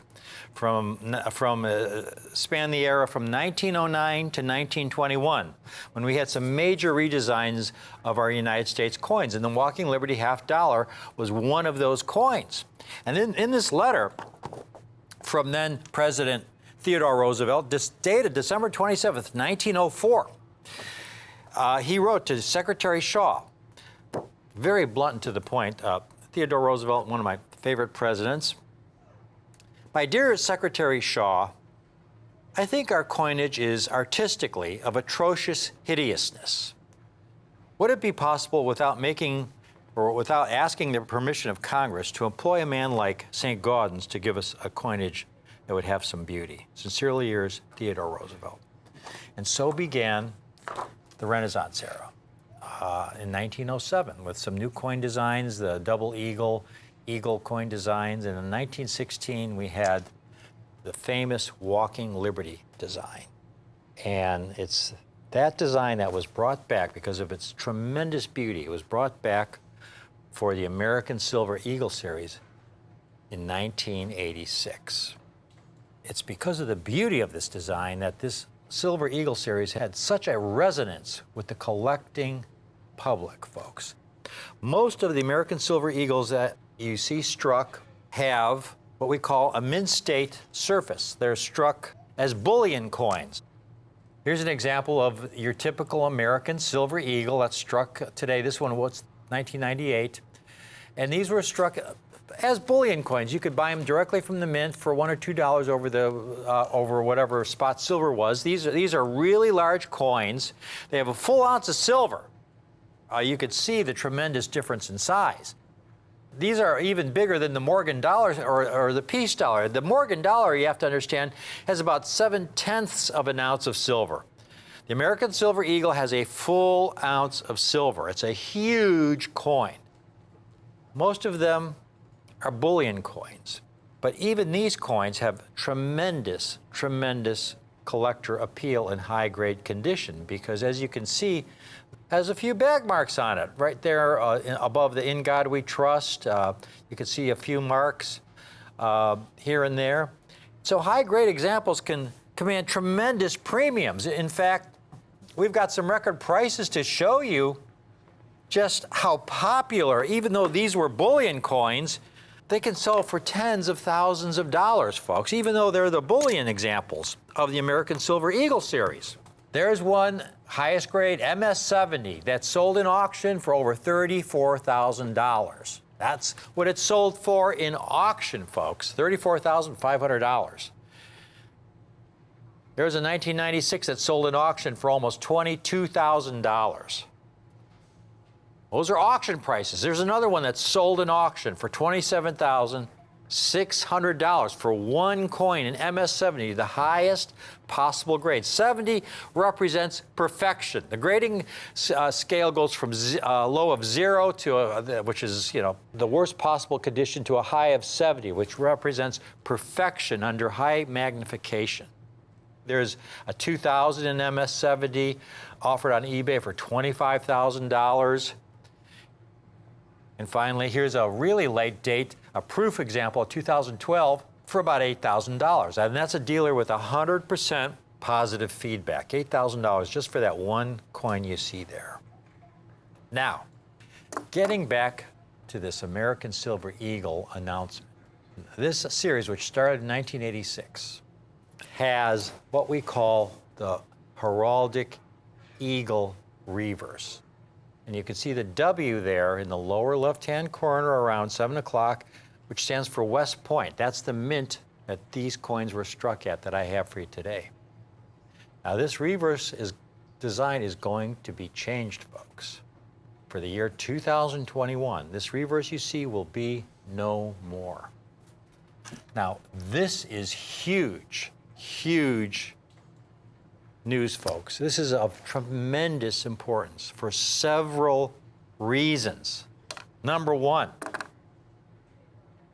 the demand for this new American Silver Eagle with the new reverse in 2021 will, I predict, be of historic proportions. I would not be surprised if the 2021 proof version will be the highest mintage proof in the entire American Silver Eagle series. Number two, this translates to an army of new collectors attracted to this series for the very first time. These beautiful classic silver dollars for the very first time. And so you'll have a tremendous growth in the collector base of a series that's already incredibly popular. Number three, and every year, these coins get a little more expensive when ordered directly from the mint. The coins I have for you today are the proof coins from the American Silver Eagles, and they're the rarest of the two varieties. Because you see, American Silver Eagles were struck, as I showed you earlier, the mint state examples, but they were also struck in smaller quantities in proof condition. What I have for you today are the rarer coins of much lower mintage, of the highest possible quality. The entire 2001 to 2020 West Point set in the highest possible grade, Proof 70 Ultra Cameo, personally selected every coin by yours truly with my Everest seal.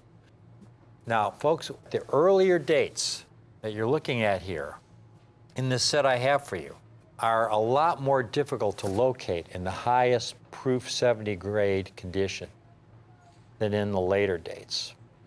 The proof coins were originally struck at San Francisco Mint from 1986 to 1992. Then from 1993 to 2000, the proof coins were struck at the Philadelphia Mint.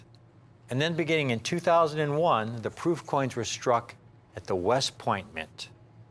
And that's the coins you see here. All the West Point minted coins from 2001 to 2020, projected to be the last year with the Heraldic eagle reverse that you see here, the entire West Point collection, folks, in the highest possible grade. These are proof coins, folks. You put it next to a Mint State American Silver Eagle, and it's night and day. You notice the black mirrored fields and the snow white frosted devices. This is characteristic of a top quality proof coin. A proof coin is meant to represent the state of the art, the highest possible quality the Mint is able to produce given the technology of the day. So making a proof coin has to be, the coins, first of all, have to be ordered special from the Mint. And they are limited production because of all the labor involved. They take the finest dyes. They put them through a polishing and sandblasting process to create these beautiful frosted cameo devices and these deeply mirrored fields. They take the finest coin blanks as well and put them through a polishing process as well. And then they slowly hand feed those blanks into the die, and they strike them not once, but at least twice under higher pressure to bring out every possible detail of the design. Now, the Mint State examples are only struck once, and they're dumped into bins, and they are braided with other coins. Proof coins are individually handled, and they're struck at a very low rate. And most importantly, because these coins are struck at least twice under higher pressure, at least 200 tons of pressure, the proof dies are replaced far more frequently than the coins struck for Mint State use. And there you can see a 2009 Mint State coin that's a Mint State 70, highest possible grade, compared to a proof. Folks, I love the proofs. Most importantly, as I said earlier, they're struck in much, much lower numbers. Now, we don't have any sales or mintage figures of the last years of the Proof American Silver Eagle series, but we have them through 2015. We've got a chart here showing you the mintage figures of the Mint State American Silver Eagles compared to the Proof American Silver Eagles. 1986, that was the highest year for the proof mintage. They only struck 1.4 million coins versus 5.4 million for the Mint State coins. But you get into the later years, after the year 2000, where you see 10, 20,000, 30,000 coins struck for Mint State. And the proof coins, again, generally under 1 million coins because of the work required making these proof coins, a tremendous amount of labor, of artistry, creating a proof coin. So acquiring one of these proof coins from the U.S. Mint requires a special order. Here's one from a few years ago. As I said earlier, a Mint State American Silver Eagle you could acquire for a couple dollars over spot. So silver is at $18 an ounce. You could get a Mint State example for maybe $20, and you could get any quantity you want. These proofs, on the other hand, here's a 2018 directly from the Mint, $56. Now, here's the thing with these Proof 70 sets. Here's what makes them so special. Very few survive in Proof 70. Now, in the later years at the West Point Mint, the technology really improved so that a large percentage are really high quality. Sasha's got a chart here showing you the number of Mint State and Proof American Silver Eagles that have been graded in 6.9 condition and in 70 condition. And you can see the last year of this series with the Heraldic Eagle reverse. In the Mint State series, they've graded about 88,000 coins, and the Proof about 45,000. You go to some of the earlier years, though, how the numbers drop dramatically for the proof issues.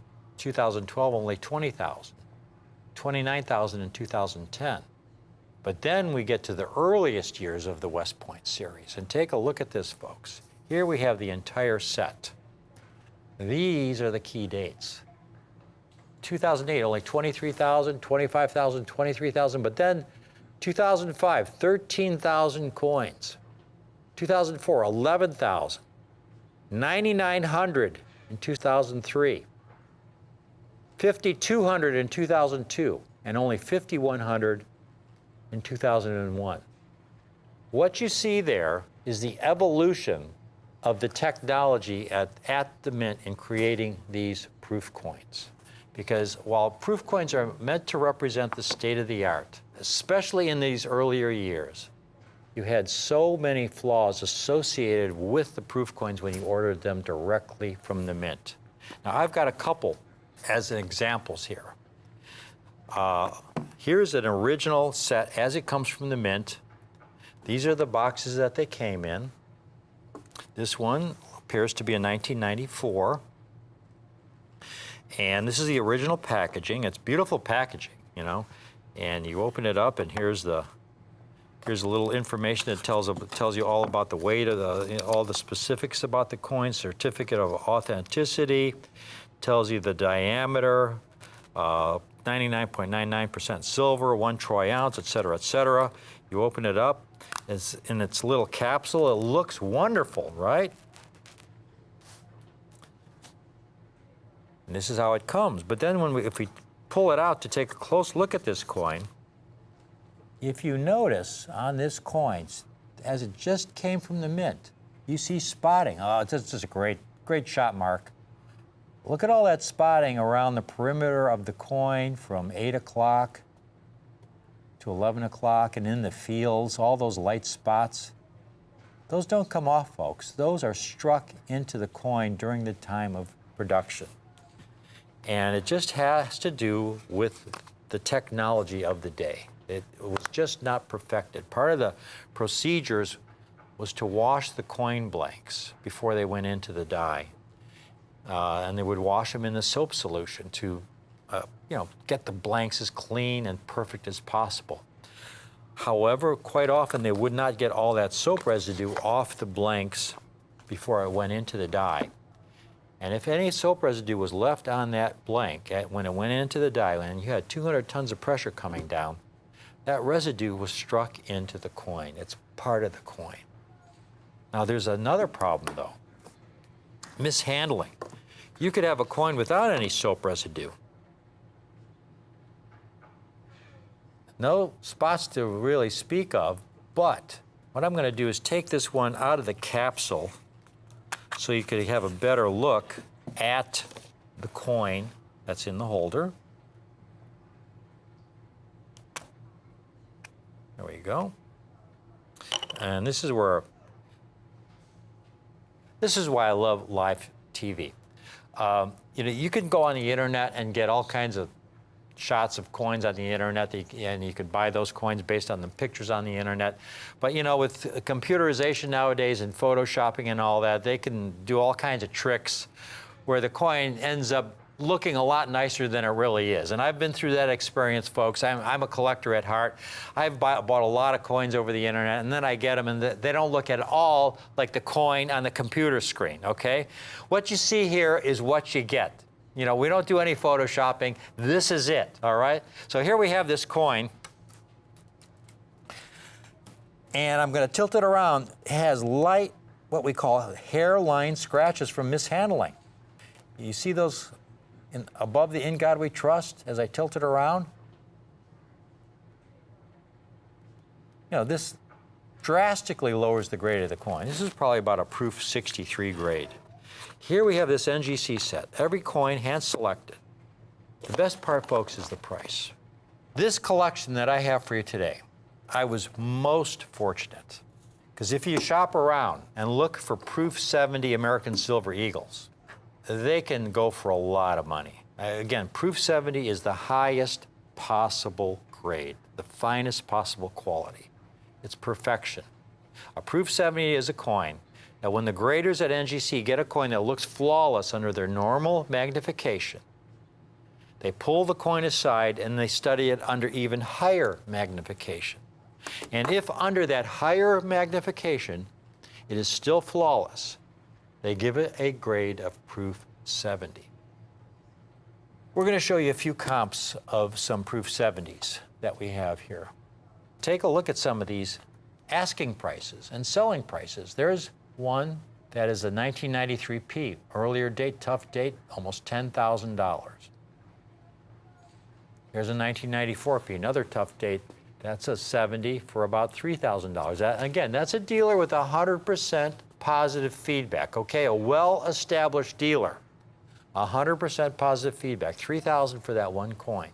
There's another 1994P for about the same price, a dealer with about 100% positive feedback. Now we get into the West Point issues, folks. Even though the West Point issues, the quality was, as I showed you earlier, began to really improve in these later years. It's still a $900 coin, a dealer with 100% positive feedback, a $900 coin for that 2011. Here's a 2012, $850. Another 2012, $975. Again, that's a PNG dealer with 100% positive feedback. A PNG dealer with 100% positive feedback. There's a 2014 for $1,300. Again, a dealer with 100% positive feedback. And those are the later issues. So here we have this entire set. Here's the beauty of the set. I have this set based not on what the market will bear. I have it based on my cost. At this point in time, a large percentage of the examples originally struck have been certified for grading. And you can see how elusive those earlier West Point issues are in Proof 70 Ultra Cameo. I was most fortunate to acquire an original collection that I was able to cherry pick. And this is a dealer that I have known for over 3 decades. So I was given that really unique opportunity to cherry pick a collection he had acquired, a massive collection of Proof American Silver Eagles. There were over 20,000 that he had acquired. I spent the better part of a week going through these coins, selecting the very finest examples. We sent them in for grading. Now, most of them came back 69, and we have those available as well. But you know what? The 6.9 sets are not priced that much lower than the 70 sets I have for you today, because again, this set is not based on what the market will bear. This set is based on my cost. I have this entire set for you. If we can go through every single, Sasha, let's start with the 2001, that key date, the toughest date in the series, the first year of the West Point issue, folks.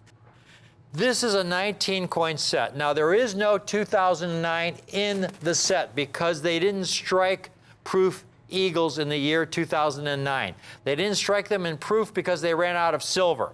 They only struck them in mint state. So this is the complete West Point set from 2001 to 2020. And again, 2021, the mint plans on changing the reverse design. Now that means these earlier dates especially are going to be in tremendous demand because they are so difficult to get in this highest Proof 70 flawless condition. At $1,000 a coin in this 19-coin set, this set would be $19,000. And you've seen dealers asking $1,000 or more for a lot of these dates. But even at $500 a coin, this would be a $9,500 set. Take a look at these, folks. Every one flawless. Call in now.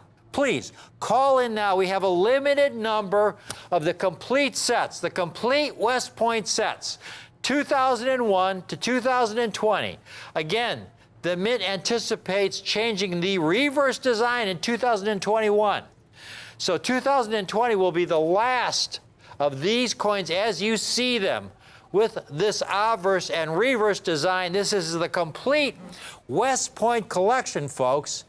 And I have them priced based on my cost at only $152.36 a coin. That's $28.95 for the entire set. $2,895 for the entire West Point collection in the highest possible condition. Proof 70 Ultra Cameo, every coin personally selected by yours truly. That's why it has my Everest Selections seal. This means that I have gone over every coin, personally looked at it, inspected it, to make sure it offers the highest possible eye appeal and quality for the date. And you get the entire set for only $28.95. That's only $152.36 a coin. Folks, it doesn't get any better than that.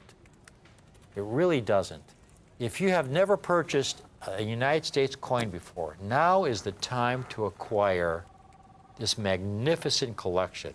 You're sure getting off on the right foot, because here you've got this classic set with this classic design from Adolph Weinman that first appeared in 1916, one of the all-time classic Liberties. On this silver dollar, a true silver dollar with a full ounce of silver, pure silver, in the highest possible grade that includes the rarer issues in this West Point series. The 2001, where they've only graded 5,100 examples in proof 70. The 2002, only 5,300 examples.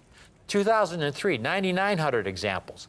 Really elusive, rare dates. Every single coin in 70 for only $28.95. And if you can't swing the entire $28.95 today, we have it available on the 2-payment option.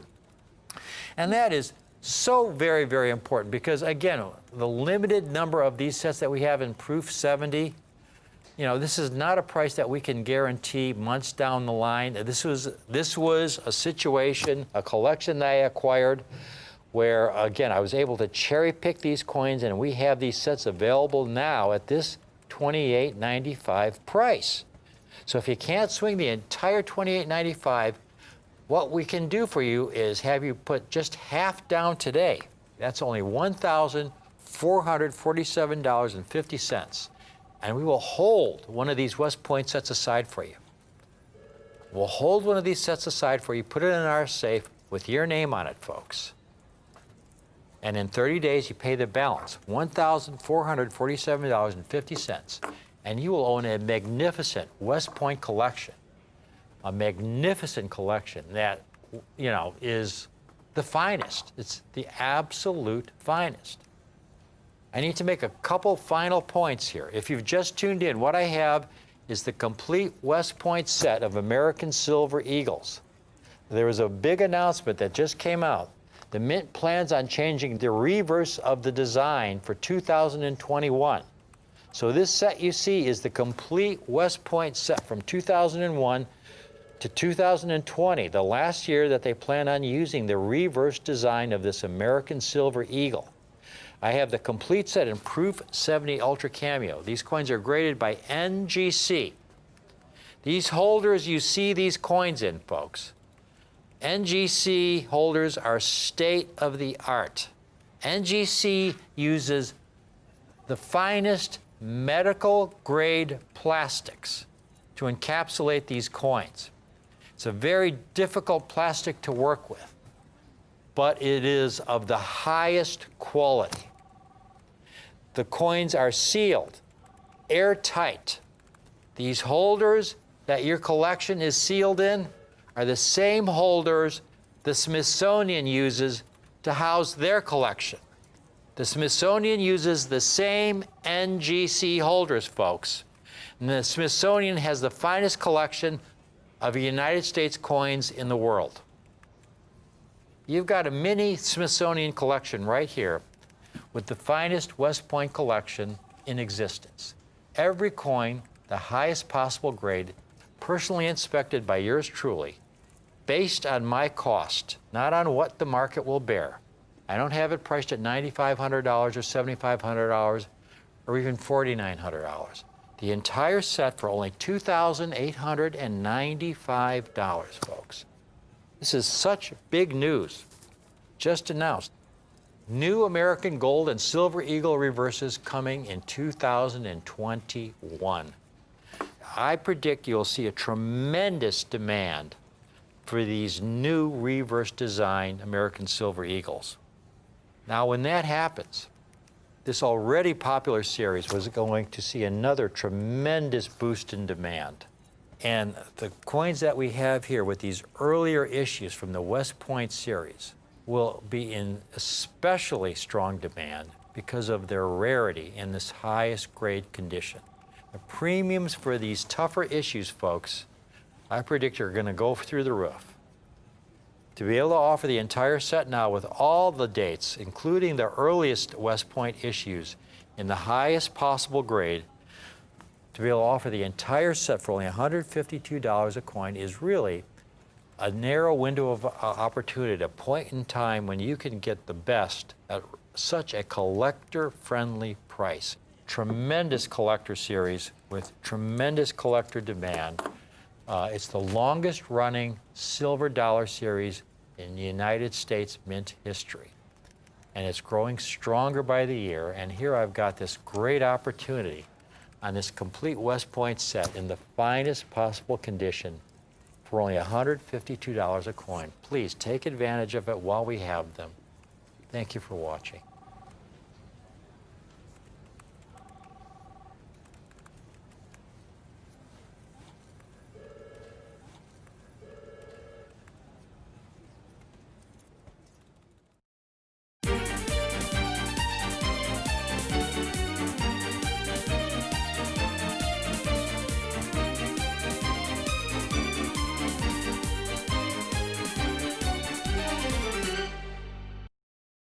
Here we go, guys. Are you ready?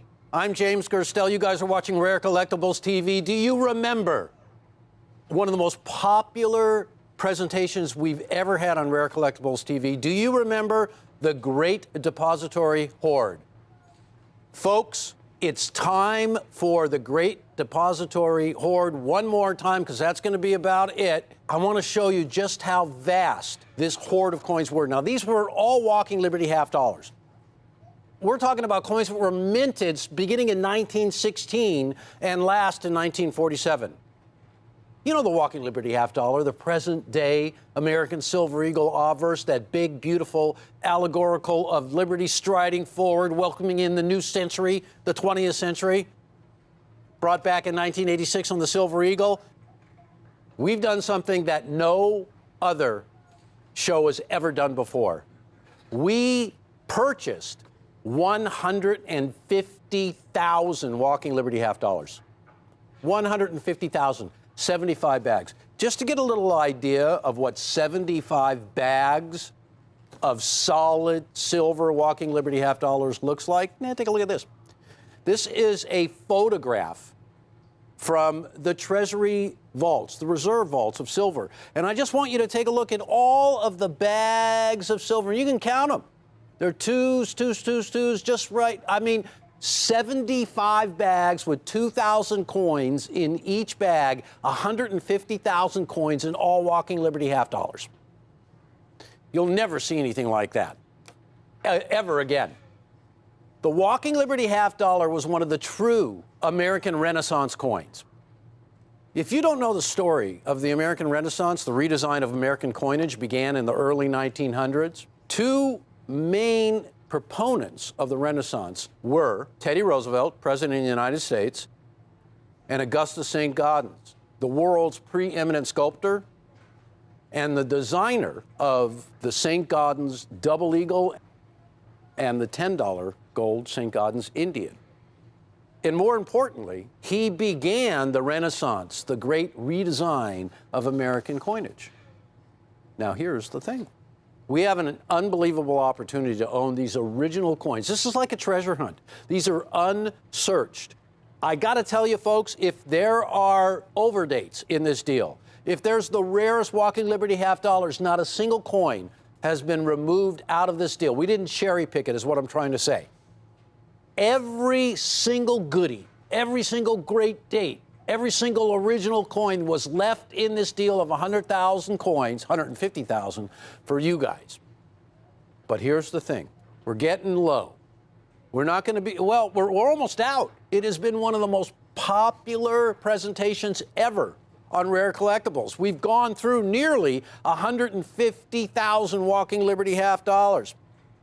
Now, the Walking Liberty half dollar was the workhorse of American commerce, struck to be spent, struck to be released into circulation.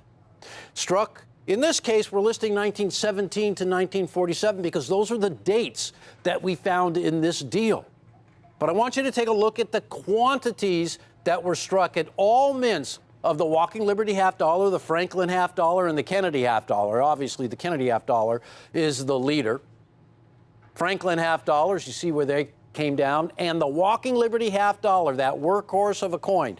Most do not exist, ladies and gentlemen, because the last one was issued in 1947. It's been quite a while since then. These coins do not circulate any longer, folks. I want you to take a look at this deal. It's big, big, big, big, and we're going to offer an opportunity to get in big here. Here's the deal. You can go for 25 coins at a great price, 50 coins or 100. All original. Once upon a time in the United States, and you're going to see I can see a couple of AU unks at the top right there. See that golden one going by? Folks, this is a deal that will never come around again. It came from a depository in Delaware. Now, you'll note when you get the bags that there is the state seal of Delaware on our tags, because this depository was located in the state of Delaware. 150,000 Walking Liberty half dollars were packed away in a vault. They had been there for generations. We got a crack at this deal, and we took every single coin because it was superlative. Its quantity, the fact that they were all Walking Liberty half dollars. Most of the time, when you guys get in on a deal of half dollars, they're going to be mixed in with Kennedys and Franklins and some Walkers, if you're lucky, and worn out Barbers. But in this case, they're all original. The most popular half dollar in terms of its longevity, in terms of its beauty, in terms of its allegorical design of liberty, was the Walking Liberty half dollar. Before we price it, though, here's some Walking Liberty half dollars, 5 coins as a matter of fact, from the 40s, 1941 to 45, at $160. Here's a set of 3 at $85 each, also from the 40s, 1943 to 45, the World War II years. Here's an individual 1935. I pulled this date because I saw 35s in there, over $30 for that coin. And on 1937, in this case from San Francisco, out there in the real world, we don't deal in the real world. We're all about finding hoards and buying them so right and passing that along to our collector customers. But you're not going to pay, that's a $38 coin, one coin, $38. So here's our deal. There's so much to talk about. Adolph A. Wyman, the designer of the coin, he was a pupil and a protege of Augustus St. Gaudens. He was one of the Renaissance designers. He only designed 2 coins for the U.S. Mint, much like Augustus St. Gaudens. The Walking Liberty half dollar and the Mercury dime. 2 beautiful, beautiful numismatic specimens. In this case, we're all about the Walking Liberty half dollar. Now check this out. 25 coins, $395. $395, $15.80 per coin. And we have live silver ready to go. Now, I know a lot of you out there have been dabbling and getting really deep into the precious metals, so we got the dabblers and the deep divers. And everybody is collecting coins these days, or so it seems to me. Now, if you've run into shortages of silver, I want you to know there's not many companies in the entire world that can bring you a deal that comes from as deep as a well as 150,000 coins, 75 bags. That's Rare Collectibles TV. Everything has to come to an end, and we're getting close. But I want you to know this is a tremendous amount of variety. There's a little sampling right there. A deal of 25 coins at $395. Now, the next step up, 50 coins, $739, a flat $15 each. 50 coins. And we all will be packaged in a canvas bag, sealed up with a label. You can see some of the display right there. There's a little shot of one of the bags. 100-piece lot will be available in this special offering. And the 100-piece lot at $1,395 for 100 coins, $13.95 a coin. We're splitting that up into 2 payments of $697.50. That does not happen often. 2 payments, $697.50. Walking Liberty half dollars are valuable. And one of the reasons why is at the time when the Walking Liberty half dollar was issued, it was the main coin used for commerce. Because back in the day when these coins circulated, they were a powerful amount of spending money. The half dollar bought a lot. Not like today where you don't even see half dollars anymore. You wouldn't pick a half dollar up off the ground if you saw one, would you? I would. I would. Sure, I would, yeah. Back then, they were made of solid silver. So at $38.75 a coin, yeah, they're selling like gangbusters. But these coins, all our competitors, are not bringing you the well of 150,000 Walking Liberty half dollars. 75 bags, folks. Now, I pointed out 1935's at $31.75. 1943 to 45, 3 coins, selling for $85 for the set of 3. That's $28.33 each. Everywhere you turn, the 5 coins at $160, 32 bucks a coin. How is it that Rare Collectibles TV can come in so low? The main ingredient of this great deal is the fact that we are die-hard numismatists and coin collectors and coin dealers. We are coin dealers on TV or off. This deal was such an unbelievable buy that, you know, it just so happens that we broadcast. But this deal was one that everybody wanted. Everybody. Catalogs wanted it. People who just have big coin shops. People who don't do television at all. You know, telemarketers, the guys that call you at 6 o'clock when you're about ready to sit down for dinner. Everybody wanted this deal. It was the biggest Walking Liberty half dollar deal anybody had ever seen. I'd never seen a deal that had 150,000 coins. Today, more than ever, gold and silver and the precious metals are viewed as the original forms of money, much like thousands of years ago when the world was all about the original forms of money, gold and silver.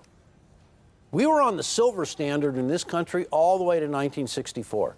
From the very beginning, from the very first coin struck, the half dismay, the half dime that was struck, from George Washington silver, right when the mint was first chartered in 1792, the following year, the half dismay was issued.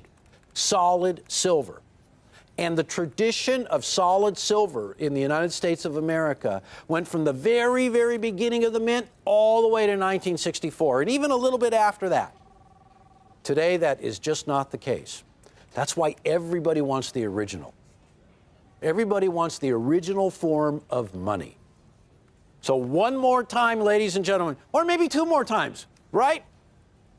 We do this deal as a quantity deal because every one of our customers, everyone, I don't think there's a single customer when we do a deal like this purchases 1 coin. You know, you may watch a lot of times we'll have a 1 coin offering and then we'll go to quantity from there. But what we've discovered, especially today, every collector, everyone wants as much as they can get their hands on. But they also want a great price. Well, we got both bases covered there. And more than that, you want something original. You want something special. You want something a little bit different. 9 times out of 10, when you look at auction sites, when you look at other shows, you may see a bulk deal. You probably won't be able to recognize what the coins look like because the quality will be so awful. We pride ourselves in quality that you see right there. That's original. That's genuine, original, natural. That's what I call it. In its original state of preservation. No painted coins, no initials carved on them, no destroyed coins. All really nice coins that were put away generations ago as a hoard. Imagine this, accumulating 150,000 Walking Liberty half dollars. You may have no time for any other coins when all you do is put away Walking Liberty half dollars, that kind of quantity. And this deal came from a true treasure hunter, somebody who was only after the Walking Liberty half dollar, something that actually began with his father and carried on. That's what coin collecting's all about. We know it. Because us coin collectors, really, it's a family thing. It's passed on to your kids, or your kids can even sometimes pass it on to you when they get a desire to collect coins that becomes rekindled or kindled by all the news of today and all the demand for silver.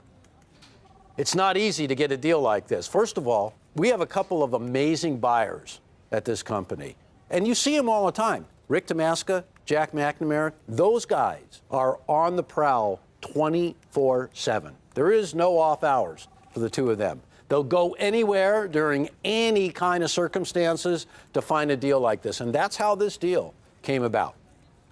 So the Walking Liberty half dollar, designed by Adolph A. Weinman in 1916. And it's one of those coins, the last of its kind, because the Walking Liberty half dollar, the coin that came afterwards, was the Franklin. And that, of course, portrayed a real human being, Benjamin Franklin. But this is an allegorical of liberty, a conceptual design by the artist of the figure of liberty. Well, you'll note that her right hand is outstretched, and that was to symbolize the welcoming of the new century, because in 1916, it wasn't that long that the 20th century had started. It was a welcoming coin. It was a majestic coin. When you take a look at the Walking Liberty half dollar and you see the sun rising off to the side, and you see the representation of liberty taking up almost the entire obverse of the coin, and the reverse, also a design by Adolph A. Weinman, was captivating. It was the design of the American eagle, seldom seen in that form. Even though the eagle was not flying, it portrayed a lot of power and a lot of majesty. And it really kind of drove home the spirit of liberty, because you can see just about to light, just about to, I should say, just about to take off. So obverse and reverse of the Walking Liberty half dollar has been coveted by collectors since 1916. Here we are. We're at $15.80 a coin for 25 Walking Liberty half dollars, $15.80 each for a total of $395. For a lot, and I mean a lot, of 50 coins at $739, it brings the price down to 15 bucks.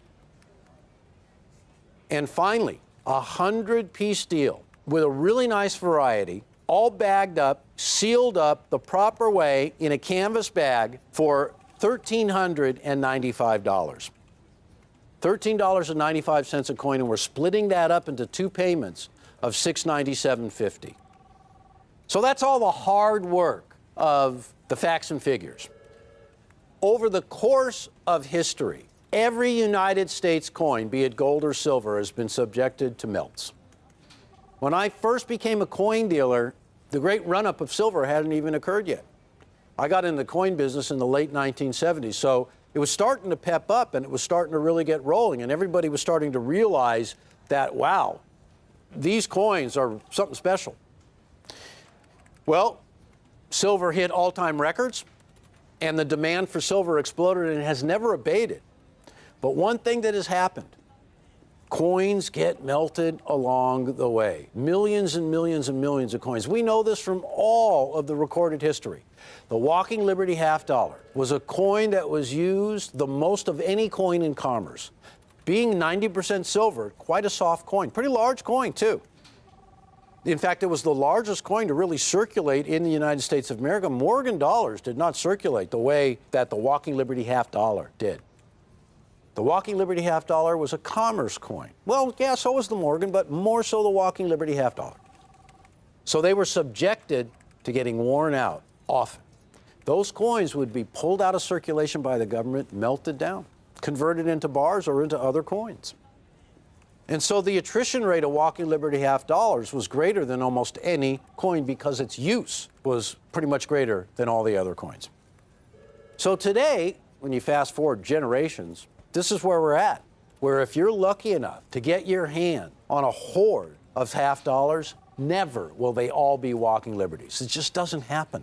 They are the most preferred way to get into old silver, to get into the history, to get into the numismatics, to get into those variety of dates. Now, in looking through this deal, we were looking, right? I think it was yesterday. We saw coins from the 20s in there, from the 30s, and from the 40s, of course, the last decade. And one of the things that is so important here is that you don't get coins that are worn to the bone. Is that you get not just full date, but full detail on these coins. And that is one of the most important criteria for bringing a deal like this. And it seems, and we were really lucky in this, it seems that when this deal was put away, the finest of the walking Liberty half dollars that could be accumulated the way this one collector did it were in this deal. So one last time, folks, walking Liberty half dollars from the great Depository Hoard in Delaware, 150,000 coins strong, 75 bags of 2,000 coins in each bag, offered to you in lots of 25, 50, and 100. This deal, and you'll hear a lot of people say this deal will not last forever, but imagine this. We started with 150,000 coins. I heard yesterday we're down to the last 8,000 coins. 8,000 coins. You guys, you collectors, got all but 8,000 of these coins. So for those of you who didn't get a chance at this deal, that's why we're bringing it back. That's why we're giving it, well, probably one or two last opportunities here. All right, thank you all so much for watching this presentation. Stay tuned because there's a lot more great coins coming up. See you soon.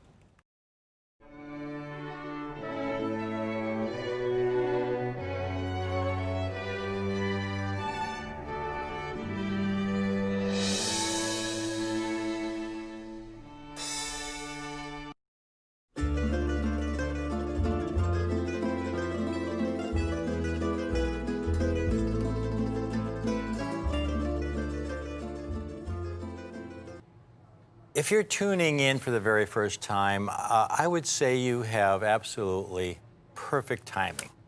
Consider yourself a very, very fortunate person because I have an incredibly special gold coin today, folks, that truly represents a once-in-a-lifetime opportunity. It's a small window of opportunity, to be sure, because this is a unique time in our history when we have some really rare early United States gold double eagles at historically low premiums. And what I mean by that, there was an article that came out in this major coin publication, and the title was, "Is it time for a new perspective on generic gold?" Now, this is something I've been talking about for the last couple years on my show. And to quote directly from the article, this most important sentence in the article, and it's basically paraphrases what I've been telling you folks, my clients.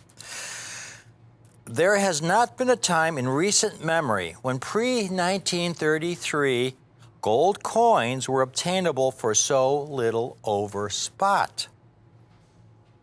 And what they're talking about is the fact that, to give you a personal example from my own experience as a coin dealer, it was about 15, 20 years ago when gold was between $300 and $400 an ounce. And I had a common date MS63 Liberty Double Eagle, an MS63 condition graded by one of the two major grading services. It was PCGS or NGC, and I sold it to a dealer for $3,500. Now that dealer then probably sold it to a client for $4,000 or $4,500. But again, gold was $300 to $400 an ounce, and this was a common date MS63 Double Eagle that I sold to a dealer for $3,500, or about 10 times the gold value. Now today, folks, gold is around $1,900 an ounce. 10 times the gold value for that same coin would be about $19,000. And I've got these coins today, and this is a unique opportunity. I have fewer than 100 examples. And they're Liberty Double Eagles, and it's a better date in MS63 condition. I'd like you to take a look at these. MS 63, for this early date, they're 1900p Liberty double eagles that originally came from the great European bank hoard. These coins should not exist, folks, if not for the great European bank hoard.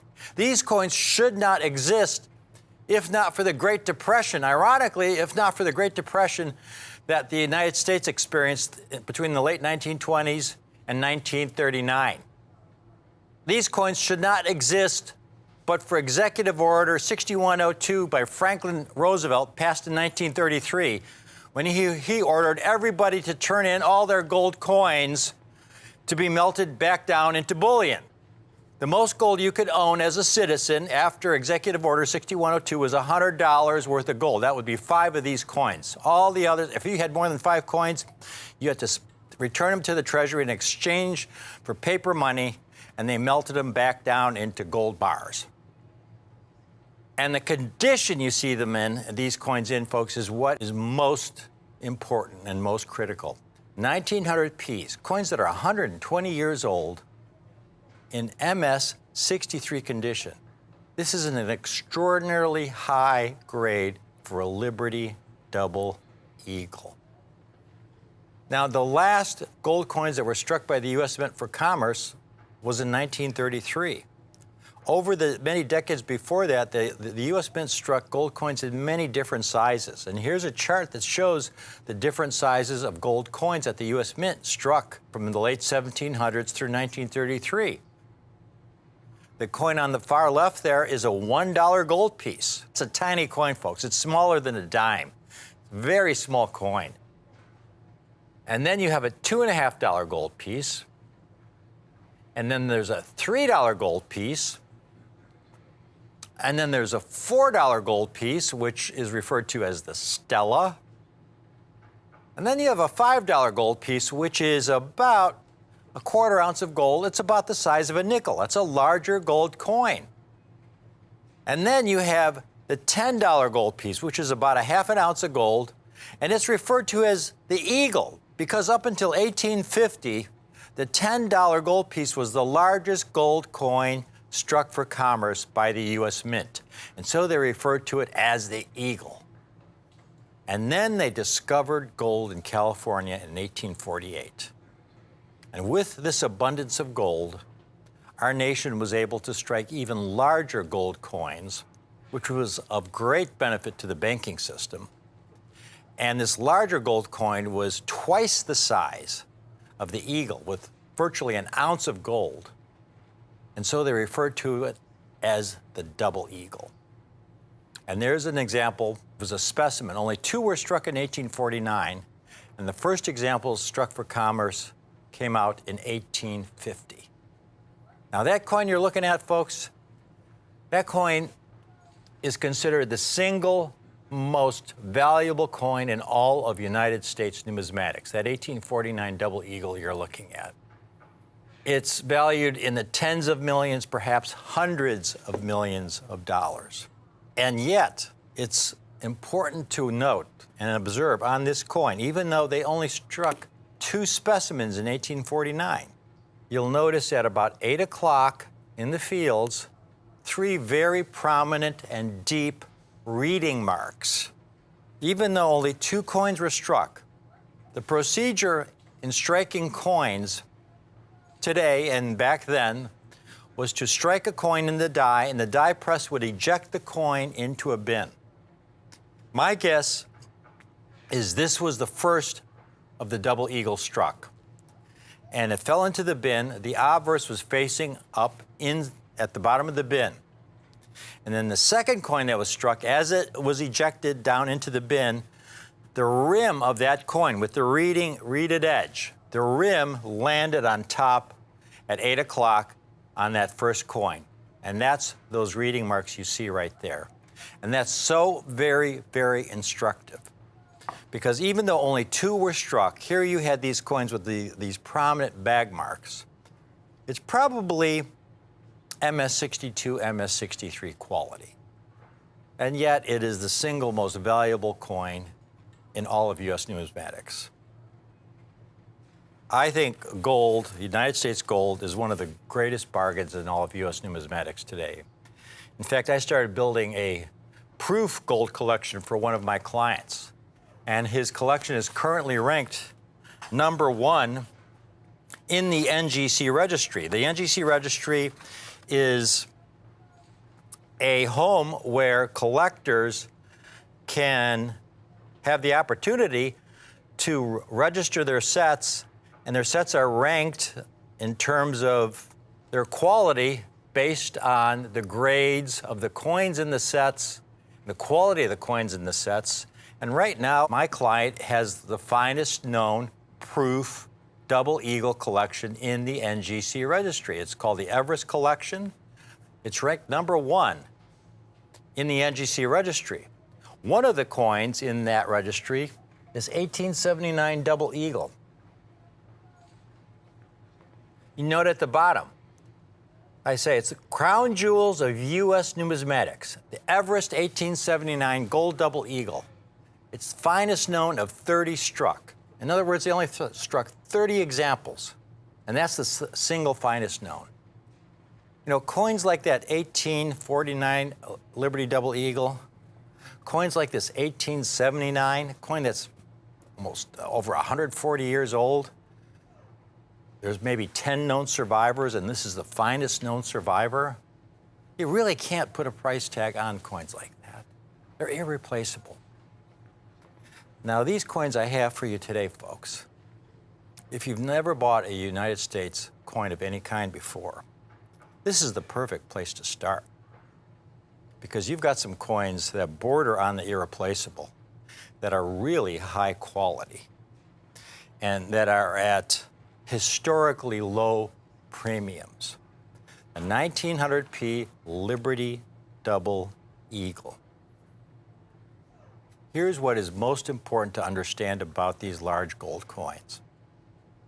Now, the Liberty double eagle